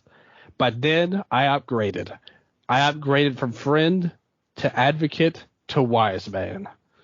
And it was a basic promo, more or less. It was all right. Like, he performed it somewhat well. It's just the content wasn't anything special. Just buying time for Roman and Rock. Damage Control are backstage with Io, and they're like, yeah, Io, you won. That was a great match. Cool stuff. Then Bianca comes in and was like, Bayley, you ain't winning the Royal Rumble because I'm in the Royal Rumble now. And Bayley was like, good. And so then Bianca skipped away and was like, congratulations. And then all of Damage Control, Io said something to Bayley, and then Dakota translated for her and was like, she was like, Io said, since you're the leader, you have to take care of Bianca next week. And Bayley was like, and then suddenly everybody walked away, and like Bayley reached out for like a high five, but they left her hanging, and she was like, yeah, great. It was sad, but also funny in its own way. So then we get the reveal of the mystery partner, Pretty Deadly, come out, which is never a good sign for any show. And they had a brawl with Butch in the last episode, and they said Butch and a mystery partner will fight him. It's Tyler Bate, who's made his debut on SmackDown, teaming with Butch, Pete Dunne. British Strong Style has arrived into SmackDown. And they were like, 8 years after NXT UK. Yeah, exactly. Yeah. In 2016, this would have gotten a monster pop. They lasted an entire fucking like Marvel Avengers cycle to get these two guys on TV together. So yeah, they're finally together after all this time. They worked well together. Pretty Deadly are terrible, but it's okay. Like the British Strong Style got the win here. And in the end, they hit a double Tiger Driver on Elton Prince maybe it was Kid Wilson. I don't know. Either one of them. They both suck. They come out, hit the Tiger Driver for the win. And it was a basic match, maybe like 8 minutes here. It was fine. You didn't miss anything. Don't go back to watch this. But it's nice to see them together, at least. Another video on LA Knight, and then a video, or not a video, they show Ashante the Adonis coming to Nick Aldis, and then he's like, man, I'm hungry. I'm starving. I'm a starving dog. And Aldis says, and he was like, I'm not telling you to be sorry for me, but I am saying give me a chance.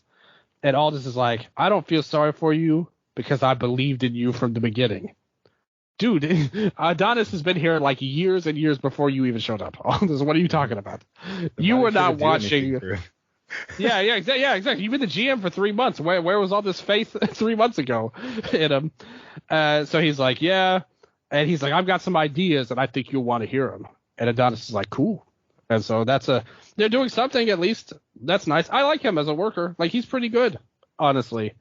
It's just he was stuck with Top Dollar, like in that act that died. Once they took Swerve out of that act, it was all over.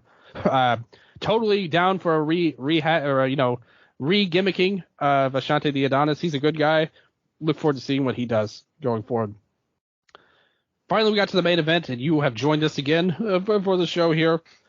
And what a match. All of this build-up and all this time. They wrestle. It was fine. It wasn't really exciting, in my opinion, but it was okay. Like, it would have been a fine main event on its own. But then the head of the table and the bloodline come out. Still no explanation for why Jimmy is in this group. But regardless, they beat down everybody. They destroy everyone. It lasts like 10 minutes, this beatdown. And in the end, like, Heyman's on the outside. They keep cutting to Aldis on the outside, who's suddenly there. I don't know where he came from. But he's suddenly at the table, and he's looking disappointed. And then at the end of the show, that Heyman's on the outside, and Aldis walks up to him. Not mic'd. You could barely hear what he said. I had to listen in to make sure that he did it. He said, while your boy in there celebrating, tell him that he's now earned a fatal four-way match at the Royal Rumble with all three of them getting title shots. And Heyman looks really worried. And that's how it goes off the air. Stupid finish. Like, what the? You did this whole 16-minute match that you built up for weeks now, put all this hype behind it to determine the number one contender, and that's how you end this show? He couldn't have even got on the mic. Like, he should have grabbed the mic and said, Roman, like, you think you're so clever? And then announced the fatal four-way. Like, all three of them will now get title shots, which is stupid. We've seen this play out a million times. It always makes the heel look dumb as hell. It's like you're coming in here and you fight him, and then you're acting like, haha, now nobody will get a title shot. We've ruined the match. But it never works out that way. They all get title shots all the time when this happens. Stupid finish, dumb angle, bad show overall. Yeah, this was the worst show of the week. I do not feel any urge whatsoever to watch SmackDown. I thought that Raw made a lot of steps forward and felt like a new year. SmackDown feels like it is in an absolute chokehold with everything that is called Roman Reigns.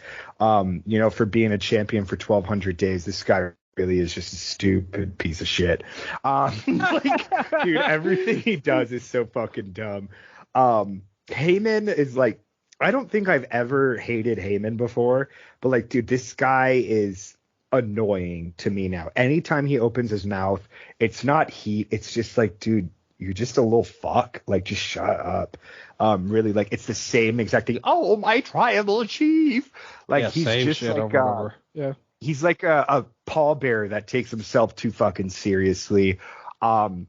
This whole angle at the end, like, I actually enjoyed the match. I thought, especially getting towards the end, those false finishes were really getting me. Yeah, you're right. Not to interrupt you, I think I would have liked this match much better if the finish hadn't happened. If you asked me in real time, yeah, it was good work. I undersold that. You're right. I apologize. Like, you're right, honestly. No, dude, you're all good. And like, I completely agree though. Like, the match itself was fine, but the finish was trash. And that definitely brings it down for me because the finish is part of the match. There's a lot of other ways that you could have gotten to this destination, and this is the laziest and the easiest way to get there. You could have started this match and had a beatdown immediately. That would have not made me feel like I've just wasted 20 minutes of my life and feel cheated. And for all the fans who were just saying like, well, what did you expect to happen? You deserve better and you should advocate for yourself. So that's all I have to say.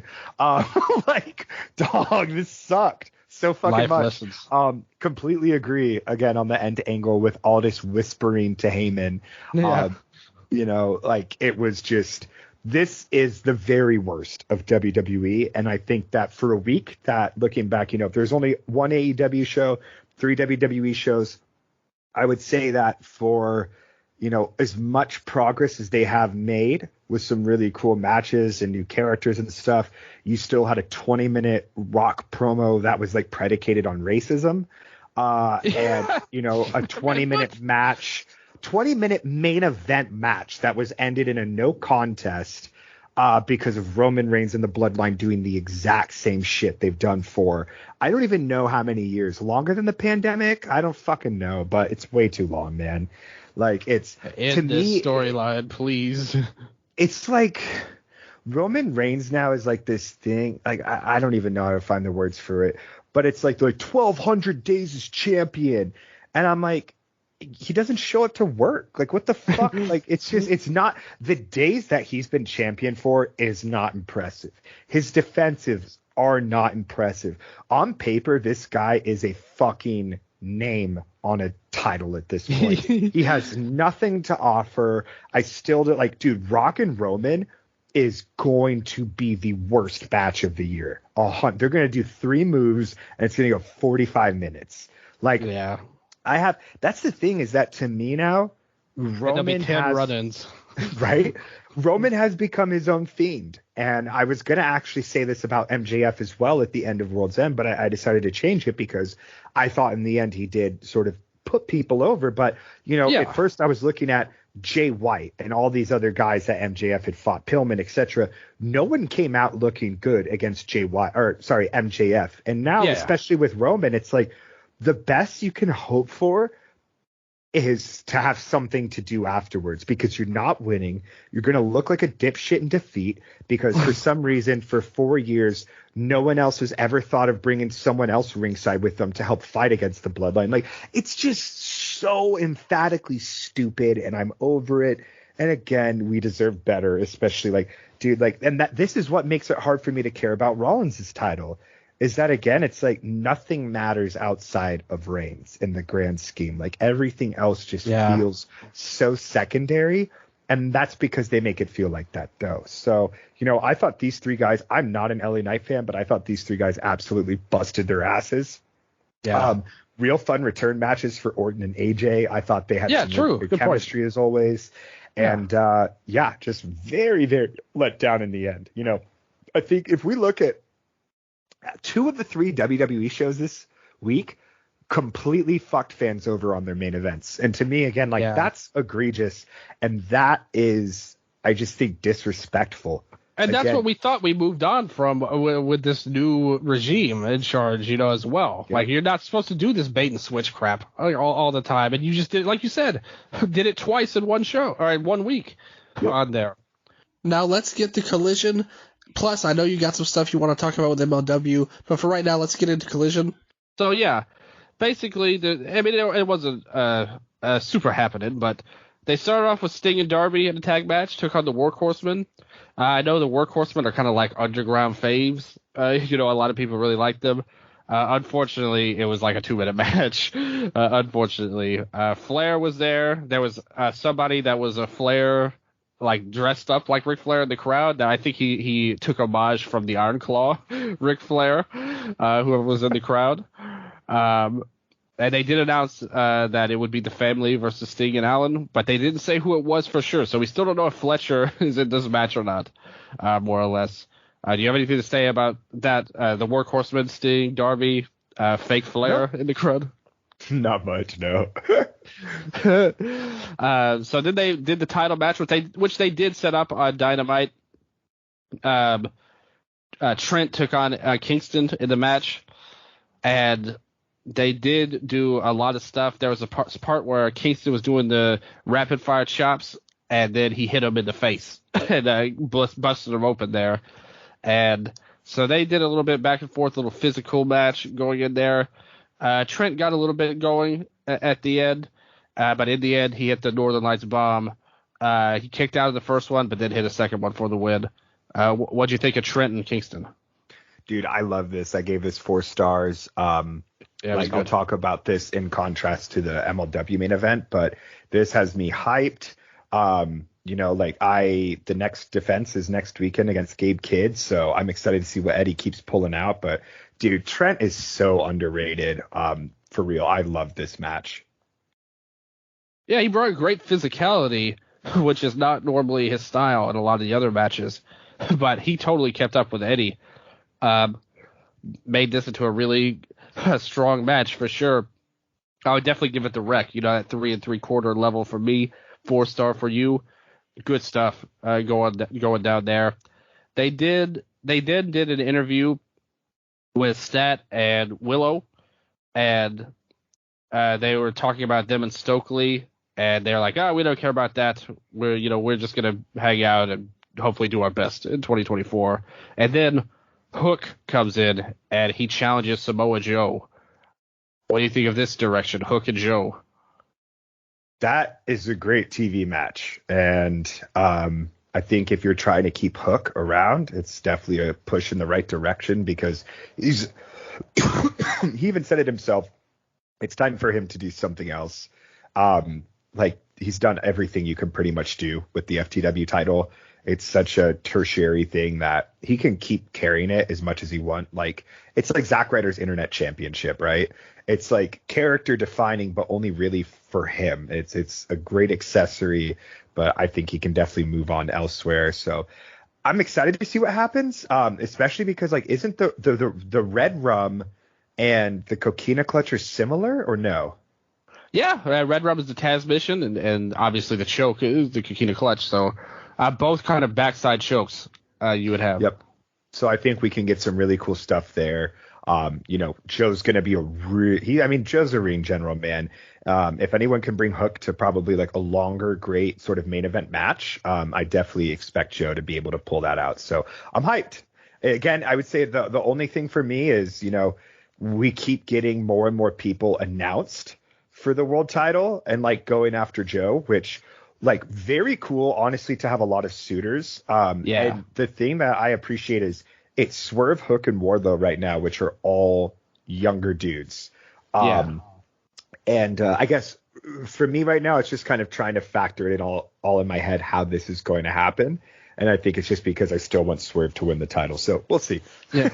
If it were me booking, you have a lot of history with Taz to work off of. Taz and Joe have their history from TNA, and obviously Hook's his son. I would have Joe completely destroy Hook in a match. Yeah. I think I would start the match off with Hook locking in the Taz mission, getting a very flash pin, pop the crowd, have Taz, oh my God, he's gonna do it, something like that, and then not immediately, he locks in the Red Rum, and then Joe gets out of it somehow. Maybe he stands up and flops back, does something. After that, it's total destruction. Joe destroys Hook, hits him with 3 muscle busters, chokes him out. You have Taz on commentary losing his mind. I would have Hook go away for a little while, and this would be the way to take him out. Hook can come back later, do some more matches, maybe on his own. Maybe he's a guy you put. We've seen with the All Japan thing, Takeshita going to All Japan. Maybe Hook's a guy you could send to Japan for a little while. Have him wrestle on the back end, go away for a little while, come back in a few months, and that after Joe drops the title, like you said, we both want it to be the Swerve, but maybe after he drops the title, Hook comes back and is a real threat to Joe. That's how I would do it if it were up to me. Just a total spectacle, playoff of Taz. Taz can cut in a crazy promo next week, vowing revenge. That's what I would do personally. Yeah, sorry for that's fantasy. cool. No, I like it. So after that, we had the new Ring of Honor Tag Team Champions, the Kingdom. They took on Brian Keith and Commander. Very good of them not to have these two debut in Ring of Honor as the Ring of Honor Tag Team Champions. But we definitely love Brian Keith on TV. Still tipping. Got to keep going. But anyway, it was a decent match. Nothing too special here. Just a win to put over the Kingdom, but it kind of didn't really because they made it like a proving ground match, right? And they even said they were like, nobody's ever won one of these. And I was like, wow, somebody needs to prove themselves in these proving ground matches. Yeah, the commentators introducing it like that definitely made it feel like they were gonna win. Maybe there'll be an upset, and then I was like, there's not gonna be an upset because this is their first match. I didn't like this. That would have been hilarious. I thought you could have done this same exact thing without making it a proving ground match. One of the main criticisms of AEW for a long time was random Ring of Honor shit on television. for no reason. This could have been, I mean, I watched Rampage this week. This should have been the Rampage main event or something else. I don't know, but definitely no reason for this to be on Collision. You could have still spotlighted the Undisputed Kingdom in other ways that didn't just completely, like, in my opinion, make no sense. Or, yeah, not a fan of the ROH Proving Ground matches on AEW television. And just, I mean, Keith, I mean, we love him, and Commander's great too, but just not as a team. Like, this wouldn't be my pick for them as a tag team, to be honest. Yeah, very thrown together, and it was funny because when they came out too, like, they tried to go for like a fist bump type thing, and you could tell that they were even off on that. I was like, these guys showed up, they're like, look, man, you're a tag team, and like they definitely tried to gel. Good performances by both guys, but nothing really memorable or special here. But I'm excited to see Keith still on TV. That's a great sign, in my opinion. Dude is money. Yeah, he's becoming kind of a workhorse for AEW TV, and we like to see that. So after that, we had Bullet Club Gold, and they were kind of like, we don't got nothing to do with the Acclaimed. It was all business. And then who else would come in but the Acclaimed would jump in afterwards. They were like, we don't want nothing to do with those guys. And then Bowen's like, yeah, but maybe we would be better if we teamed up against the Kingdom. And then the Bullet Club are kind of like, yeah, okay, like, we'll think about it. And so, you know, they're already mending bridges, and maybe these two groups will team up. We kind of talked about that on Dynamite. Why I didn't like this going so fast, but whatever. Adam Copeland comes out, and he's talking about him and Christian. And then basically he was like, if I have to start at the back of the line, I'll do it. So I don't care who I have to fight. Somebody come out here and bring a referee because we're fighting right now. And you know the logical choice. I think we all knew exactly who he was talking about. Griff Garrison came out. And came out with Cole Carter and Maria. Okay, so this is a little confusing. Is Maria not with her husband in the Kingdom? Did you see? I don't think so on Ring of Honor. She's kind of like, because she's with Layla and Rachel Ellering and these two guys. From what I understand, it's just kind of like a mommy manager. I don't know. But did you see the fucking hand thing they did in the beginning? What was that? During the entrance, yeah, we're like, it was so weird. Like, Maria puts her hand out, and it's not like a fist bump. Griff and Cole just kind of put their hands on hers and then walk out. Like, it's just, I don't know, pretty strange. But they try to get some of her spiritual mom energy. Dude, I did not mind this at all, as much as other people did. Like, it's very Alan Angels, Kenny Omega. You know, Edge said, I'm going to start from the back of the line. I can't think of any further back in the line than fighting Griff Garrison. So you know what? This made sense to me. I did not think the match was that bad. I liked seeing Edge fight someone completely fucking different. Exactly. Yeah, that's the best part to me. I was very happy to see that, even though I don't know about him, but still, I like that it was somebody different for once. Yep. And like, that was like, I like this. It was cool to see a singles Edge match that was just very different, and he was just very stiff. Yeah, the promo stuff I definitely did not. I liked, or I didn't mind Edge's promo, but I did not care for like Griff's stuff, and then him and Edge in the ring when Edge is like, you know, Griff, you've actually reminded me of a young me, and I'm like, since when? That's that a stretch. Felt very forced. I don't know, but yeah. No, you said he looked depressed. Dude, yeah, when Griff came out, he just looked fucking depressed. Did I text you that? Yeah. I was like, dude, this guy just looks bummed. Like, I don't know, but he's like, I don't want to do this. Yeah, maybe he was nervous. Who knows? But yeah, I thought this was fine. I gave it like honestly 3 stars. This was a very fine TV match, and again, I liked seeing Edge do something different. But it didn't even last that long. It was pretty solid for what it was. I like that he won with another move besides the spear. He used the crossface to win. Yes. Wrinkles in the character, man. That's awesome. And it's one fucking match, hopefully in the line of many. I mean, dude, if he starts off, like, everyone's like, I didn't expect it to be him. I'm like, if he starts off with Daniel Garcia, where the fuck is he going to go from there? Garcia was in the last TV main event, right? Like, you're going to make other guys look bad if you bring them out here, I think, in retrospect, if that's the quote unquote back of the line, right? Yeah, and then afterwards, Cole Carter tried to attack him, but he used the spear on him instead. So then we get Sky Blue and Kira Hogan. Sky Blue, the ultimate workhorse of AEW. No matter what show it is, we just cannot get by her. She will wrestle no matter what. How do you think this held up? Literally, some of the ratings on this match are not even about the match. They're like, call me old fashioned, but I think these ladies are showing too much butt. And I'm like, dude, shut up. Like, it's under a 5. This was good. I gave this 3.25. Kira Hogan strikes for some of the best in the women's division in AEW. Sky Blue's still a workhorse. Finish was a little bit, that was the only thing that was a little bit off for me, just because it looked like Kira landed a little bit awkwardly on the TKO. And then Sky, like, sort of literally leaned her head back, asked if you're okay. And then she just, I'm assuming, said yes. And then she flipped right into the submission lock. But dude, I thought this was fun. Like, I really like these Sky Blue matches. You know, like, if you're looking at this again, like, the body is not inherently sexual. Guys in AEW and all of wrestling wear the same exact type of garments that reveal way more of the human body than the women do.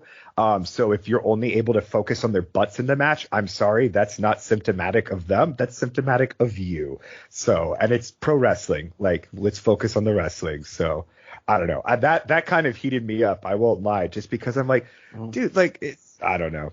Just, you got fire for that comment. I mean, it was only one guy that said that, but I'm reading the comment that says that right now, and I can see why maybe you didn't appreciate that too much. No, it's just But yeah, the bias I don't appreciate, because I'm like, dude, the Undisputed Kingdom match is almost an entire point higher than this, and I'm like, get out. I don't understand what people are looking for, but yeah. Well, nothing. Sorry if I was too harsh there. No, it's okay. Like I said, I know there was some of that on Twitter too. Talking about that. Kira, she's a veteran. Been around in Impact, being in AEW for a while now. Was kind of in that Jade Cargill universe for a while, but she hasn't been able to do anything since Jade left. Sky Blue, always on TV every week. I do think. Now, here's the thing with her. She definitely has improved. Like, it's not fair to say she hasn't improved. I think ideally when you're giving someone this much ring time, you would have wanted to see maybe a little bit more improvement from her station with how much they're putting into her. Like, I don't think she's at where she needs to be in the ring yet. With Kira, I mean, we saw it in the triple threat. With someone like Stat, she's at a level now to where she's with the right person. She can deliver on her own. I think Kira is maybe not as great in the ring as Stat is, which, again, Statlander is a really great player in the women's division. But that's kind of where I'm at right now. You want Sky to wrestle the more experienced workers and the ones that can really get her the most out of her. I don't think, and you could even argue the same about Hogan, but I think that putting them together, it wasn't as great of a mix overall. But still, though, it wasn't terrible. But I can see why maybe people didn't like the match itself. Maybe not for the same reasons that guy said. But I do think that we want to see a little bit more in 2024 from Sky Blue, and maybe to the point where she could be a Statlander level player by the end of the year. And we'll see. We'll see how that comes across. Speaking of Statlander level players, Serena Deeb had a video coming in here. Very excited to see her back. Her wrestling is very good. She's the type of person that Sky Blue should be wrestling, in my opinion, on these shows. Or Kira, either one. Yeah, very excited for Deeb to come back. They've been running these promos primarily on Collision, if I'm not mistaken. So, and like the Collision, it really feels like Dynamite women's division is a little bit more like character, all orbiting Tony, and Collision is very much like just straight up matches right now with the whole. And I mean, Julia Hart, everything sort of orbits her, but then we have Stat and Willow. You just have a lot of different stories, I think, on Collision currently that I'm a big fan of. Yeah. We had Andrew Everett show up here. The Giant. For Andrew the Giant in DDT. So, yeah, and they were like, and they even talked about it actually on commentary, where they were like, when Claudio hit him with a slam, Schiavone like gave a huge pop for it, like, whoa, he slammed him on there, which was really silly. And, like, unless you are familiar with DDT, I'm sure there were a lot of people that never saw this in DDT and was like, what the, But to us, it made us laugh, so that's all that matters ultimately. But this is a gimmick that he did. Tony didn't just go crazy for no reason here, I promise. Short match though, and then they kind of messed up the thing at the top with the European uppercut, but in the end, Claudio was just like, screw it. Just hit the neutralizer right away and got the big win. So yeah, a very short match here. Claudio doing his thing. Nice to see Everett on TV.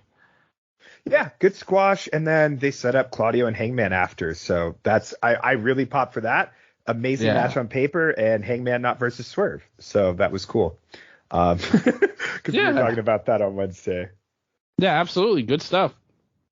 Yeah, I like that they gave us a little bit of a good interaction here, kind of eased some of my concerns from there. You played out pretty well. They listened to you. They listened to you on that one. Good stuff there. Nello is the wise one of Wrestle Update. Big Bill and Ricky Starks, they kind of promo Jericho and Sammy. They said they're going to have a tag match at the Battle of the Belts, and it will be a street fight. So I'm sure that'll be a crazy gimmick match, pretty much. Jericho looks like he's sticking around, despite everything. Dude, and it's weird how they keep him off Dynamite, and then he's on Rampage. And on Rampage, him and Sammy did a backstage segment where he challenged Ricky to the singles match on Dynamite, and then Jericho was just standing there the entire time and didn't talk. Yeah. it's very weird handling right now. But yeah. They're trying to wade these waters. Whoa. Uh-oh. Sorry. Oh, who was that? Tony Khan? It was the cage match inmates. Well, like I said, it was only one guy. You have to point out the one guy you're feuding with now on cage match. Then we will see what my happens. Apologies if that was too intense. It was sometimes not again the bias. But alas, FTR House of Black. Yeah, the match we all wanted to see, the main event, and it was pretty damn good. To be honest with you. I definitely enjoyed this match. I did think the storyline coming in was so silly, like of wanting FTR to join. But in the end, though, this match was good. And this iteration was Buddy and Black here. So I thought that's interesting because they're kind of like the least used version of the three as a team. Like usually it's Brody and one of the other ones. They have equal time. But this one, it was Matthews and Black. But in the end, FTR got the win. They did a beatdown afterwards. He hit the Black Mass into the chair, and then Julia Hart gave this the most goth version of ringing the bell, and and so House of Black standing tall after they lost. But good match. I would give this one 3 3/4, 4 as well. Going into this, I was, especially because they started it at 7:30 for me, so about half an hour left. I was in my head, the best Collision match still, in my opinion, Bullet Club Gold FTR. So I was hoping for a little bit more of an epic like that. This was a damn good match, though. I like Buddy Matthews and Malachi Black. They're my favorite team, probably duo pairing in the House of Black. I think it's just their speed, agility, and striking work so well together. And Brody is more interesting as a singles wrestler rather than just being a typical big man in a tag team. I loved the end angle. Just also great wrestling. Great wrestling. Can't emphasize how good FTR is in ring. And it's really exciting to see House of Black have more of a consistent booking on the show. I liked the post-match angle a lot. Julia doing the 10 bell salute I thought was really haunting and fucked up. And then, when House of Black lost and then they immediately began the beatdown, it made me think of Black and Cody, right? When he talked about how even though, he may have lost the match on paper, he won the feud, right? And that's always kind of stuck with me of House of Black is that they don't look at wins and losses so much as they do wars.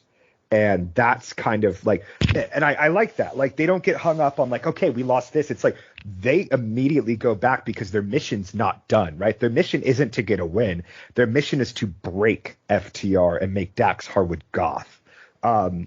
Supposedly. But yeah, I like this. I like the ending. Positing House of Black is big heels on Collision. Sick. Absolutely. And they continued the Garcia and Brody thing. Garcia came out and Brody laid him out as well. These are my two wish lists in AEW for 2024. Christian and Shayna Wayne making out and Goth Dax. we need to see that before the year ends, in my opinion. But decent show. This didn't have the spark, and even Dynamite kind of ended weird. Like, it wasn't what you would think with a big angle or anything like that. But for just a show, I thought it was pretty good. Yeah, I liked it, and I'm excited to come back. Way better than SmackDown. Yeah. All right, so good week for AEW. Yeah. Up and down week for WWE here. But what about MLW? Like, let's get through this and we'll get to the awards. I'm going to speed through this bad boy. So, opening match. I want in-depth. I want move-by-move recaps. Okay, I do have that. So, no, I'm kidding. Alex Price, Northeast Beast. He's good. I like him a lot. Current IWTV champion. Teaming with Wasted Youth, Dylan McKay and Marcus Mathers, big H2O Northeast guys as well. They teamed up against the team of Team Deppen, Tony Deppen, TJ Crawford, and Griffin McCoy. I like Griffin McCoy, just won the JCW Battle Bowl this past New Year's. Tony Deppen is Tony Deppen, solid utility heel guy. I didn't know that any of these guys were in MLW. So, pretty just flippy high spot, 6-man tag. This is pretty much what you would get as a GCW opener. And I think that was a theme throughout, as I was like, this feels a lot like a lesser GCW show. I'd give that one about 2 3/4. And it's not so much a knock on the match, just that I've literally seen this match many times before. MLW, with the exception of a TJ Crawford. MLW women's. The match ended with Alec Price getting a pin on Crawford. MLW women's world featherweight title was after it with Janai Kai, who is brought to the ring by, what was the name? Ricardo. What was it? Alberto Del Rio's old. Ricardo Rodriguez. Yes, who's Jesus Rodriguez. Very strange. That's his real name. Yeah, like, it was just, I had no idea he was still around. It was a very weird pairing with Janai Kai. I did not think his in-ring announcements sounded as good. She fought Hyper Misao. Very random. Yes, and when Hyper Misao came out, Matt Stryker, the constant negative of this show, and I'll get into it at the very end, but he's like, oh, well, cosplaying's not going to get her very far. I'm like, that's not cosplaying, dude. She's a superhero, you idiot. Anyway, she's a real superhero. 7 minutes. Again, like, they didn't really get any time to cook. We've seen better examples of this in Tokyo Joshi already. I give this one again like 2.5, 2 3/4. After that, MLW World Tag Team Title match. The champions, Second Gear Crew, one called Manders and Matthew Justice versus the World Titan Federation, the WTF, which apparently is a faction in MLW that's basically like a Southpaw Wrestling. It's like a very big throwback. But the team that they faced was Filthy Tom and Josh Bishop. Other people in the World Titan Foundation, too, just so you know. Matt Cardona, Davey Boy Smith Jr., Snitsky, Richard Holiday, Alex Hammerstone, and Steph DeLander. So it's very on brand. It's very fucking strange. Yeah. Dylan, I was learning a lot during this show. Second Gear Crew defeats World Titan Federation in 15 minutes. This was a solid brawl. I fucking love Second Gear Crew tag team wrestling, from Defy to GCW to AIW, all across the country, baby. They keep it second fucking gear. Tons of crazy table spots. There was a moment where Josh Bishop and Matthew Justice beat each other to the floor on the outside, so they're both literally laying against the guardrail, sitting on their asses, doing a chop battle, just while Manders and Lawler are fighting in the ring, which I thought was hilarious. It's just like the male stubbornness of like, I literally can't stand, but I'm just going to keep hitting you. After that, something I really liked, they came in to start cleaning up the ring, tables, all sorts of the debris. Akira runs out right away. I just came from Tokyo to beat Ricky Shane Page's ass. He's like, I need to get back there, so don't even fucking, clean the ring. I want to start this shit now, basically. I don't know if he was that crass with his language, but I'm just amping up the intensity. Basically, The feud here is MLW National Open Weight title, the champion Ricky Shane Page defending against his old tag team partner Akira. Apparently, they used to be the old tag title champions, and their manager was Raven. So that's pretty crazy. Akira came out looking like Raven, has the head shaved, etc. Taipei Deathmatch. I loved this. I thought that this was bloody as hell. These guys, whenever I think of a Taipei Deathmatch, this is such a deep cut and random to say, but Axel Rotten versus Ian Rotten from IWA Mid-South is just fantastic. They really worked. One of the biggest problems with the Taipei Deathmatch is you have glass on your hands and you need to punch the other guy in the face. That's the purpose. And a lot of people will do that twice, but these guys punched each other in the face the whole match. They did a glass pane bridged across two chairs spot. I did not like the ending. Sami Callihan debuted in MLW, so thank God we're not getting him in AEW. He just came in, thumbs up, thumbs down, hits Akira with a DDT. Ricky Shane Page pins him. Pretty lame finish to an otherwise, surprisingly brutal Taipei death match in the middle of this card. I'd give that one 3.5, and I'd give the World Tag Title match 3.5 as well. After that, 3-minute match, Love is Blindfolded. Some guy named Love Doug versus Brett Ryan Gosling. I have nothing to say about this. Comedy match, Love Doug seems like Peter Avalon of the company, kind of beloved by the fans. I'm not going to knock it. I just don't know enough about it. MLW World Heavyweight title match, Alex Kane defending against a returning Richard Holiday. Alex Kane, this was my first time seeing him.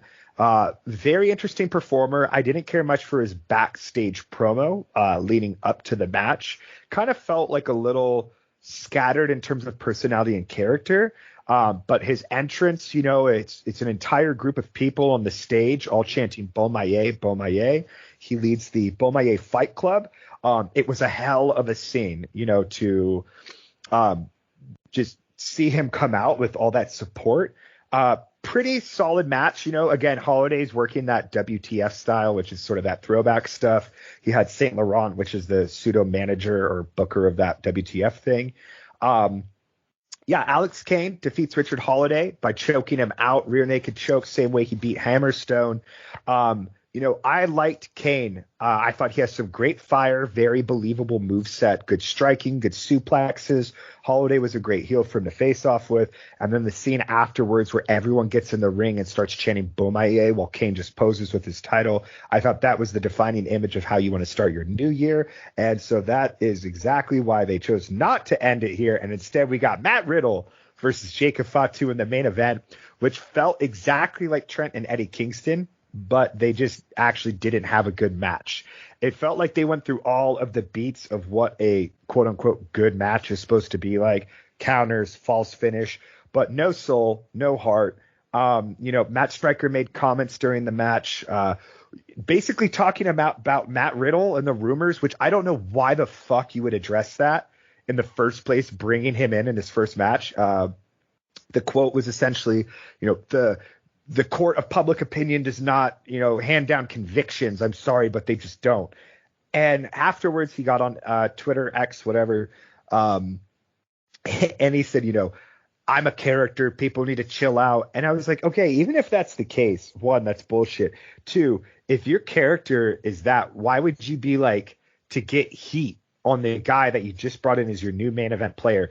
Why the hell would you acknowledge his sexual assault allegations? It's like if Chris, like imagine Sammy in the backstage segment, and I know what's going on with Chris and we don't care. Like, it's acknowledgement with zero accountability, which is pretty much the worst way you could approach it. After that happened, allegations were released about Matt Striker and sexual misconduct. And now he's backpedaling and apologizing and saying he will do better. Of course, Matt Riddle wins the match in 12 minutes. Very basic. Didn't care. I'd give this one a 2. I'd give the MLW World Heavyweight title match a 3.5 as well. So some decent matches on here. And then the only real big thing that I remember coming out of it is the next What's cool also is that this is free on Triller Plus now, and I believe the upcoming New Japan show is also free on Triller Plus as well. So Triller/Old School Fight, having some good features on there at least. But the next pay-per-view, MLW Super Fight, beginning of February, the main event will be the current MLW World Heavyweight Champion Alex Kane versus the first ever MLW Heavyweight Champion Satoshi Kojima. So that's pretty cool. That's my MLW review. So all in all, I will probably not watch this promotion again, but it was cool to see it. Man, that's a cool deal with the Trilla getting in there free. Yep. Matt Stryker sucks as a commentator. We all knew that anyway. It was so bad. You know, we all knew that anyway. Like long before this show ever happened. But yeah, his comments were obviously very irresponsible and just poor ideas. And then he was like, I did like how he was like saying about Riddle. He's like, this guy is a multi-million-dollar star. Like this is our coup de grace. And I was like, you sound insane, deranged, and delusional all at once on commentary. But yes, but I like Alex Kane a lot. He's a great choice for champion. Great aura to him. Obviously with the faction stuff, because that's he always does the Beaumonier chants when he comes out. So they've got some good people on this roster. They're good wrestlers in there. Filthy Tom was on there. You always like him. Kane has a lot. Alec Price, I'm a big fan of. I think he has a great future. The Team Deppen, they had a cool, a few cool guys in there too. We'll see what they do going forward, but we see what they do going forward. But yeah, I don't know. Like I don't know about that whole Riddle deal there. We'll see if he really is the $1 million star or this causes more trouble than he's worth. Which from Riddle, he was announced for New Japan as well, and I think that may prove to be true there too. That got a very negative reaction. Yep. And good on the fans for voicing their dissatisfaction and frustrations with these people still getting booked. It's one of those things where, again, like never allow yourself to become desensitized to it. So good on the fans. I don't know if different people handle the shows. I mean, we know NXT is handled by different people, but I don't know if different people write SmackDown and Raw. But if they do, they need to like demote whoever writes SmackDown because Raw was way better than SmackDown this weekend, in my opinion. And they set stuff up for next week. Again, not far from our favorite wrestler, but at least they set up CM Punk coming back. There's some interest in what he'll say, because I sent the Seth promo to you. I don't know if you saw it yet, but that was a promo that got a lot of people talking. The Seth on CM Punk one, and we've yet to get a response. So they set some stuff up. What will Drew do is somewhat of consequence. They set up some tag title matches as well. So they're going places.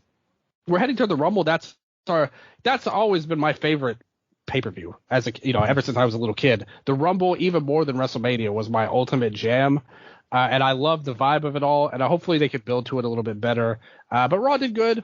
I was happy we watched the show. I had fun watching even the bad shows. I'm glad we could talk to you guys about them here, and we had this outlet for them.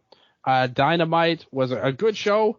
It was a little weird because they had so many people off, but it was a good week of wrestling somewhat. It was 50-50, which I think most weeks really are, right? Usually, yeah. And, yeah, Collision tonight. Hopefully something good, so we'll see what happens. We will. But for now, we are going to take our leave. We've talked about enough wrestling this week, and you have to keep your eyes peeled and your ears open for the awards, the biggest show. It's gonna pop, people. Like you're not gonna believe your ears at some of the picks that we have, but we will continue. We will continue to fight on and watch all of this crazy wrestling that they put in front of us, and hopefully have some fun times talking. And bringing it to you as well. So, as always, Nello, close out your part of the show. Anything you got to say to the people? Now's your time. Just thank you. I'm excited as hell for this year. I appreciate y'all listening. Dylan, thank you. This is, a very much a week highlight for me. Very excited for the award shows. God, is there any cool indie matches? No. I don't know right now. Oh. MLW's tonight. Shit, check that out. I don't know. Maybe I'll watch it just to have some words. Okay. King of Colosseum. I think they're doing. Yeah, I don't know. I'm not going to go into it, but yeah, lots of cool wrestling on the horizon. I'm very excited to chop it up. So Dylan, thank you. Absolutely. Can't wait to be back with the awards. Worst stuff coming after it. That'll be a lot of fun too. That'll be a YouTube only video too. The worst stuff. You got to go to the YouTube if you want the worst ones on there. But if you want the best ones, that'll be on all of our normal stations and things like that we're at. So hopefully you guys enjoy it. The award shows are going to be huge. I can't wait for them. I hope everybody listens. Tell your friends if they like wrestling. It's going to be a big one, I promise. But thank you guys for listening to this show. Very happy to start the year off right with a lot of cool stuff. Happy New Year, as always. You know I love you. And until next time, this has been your Wrestle Update.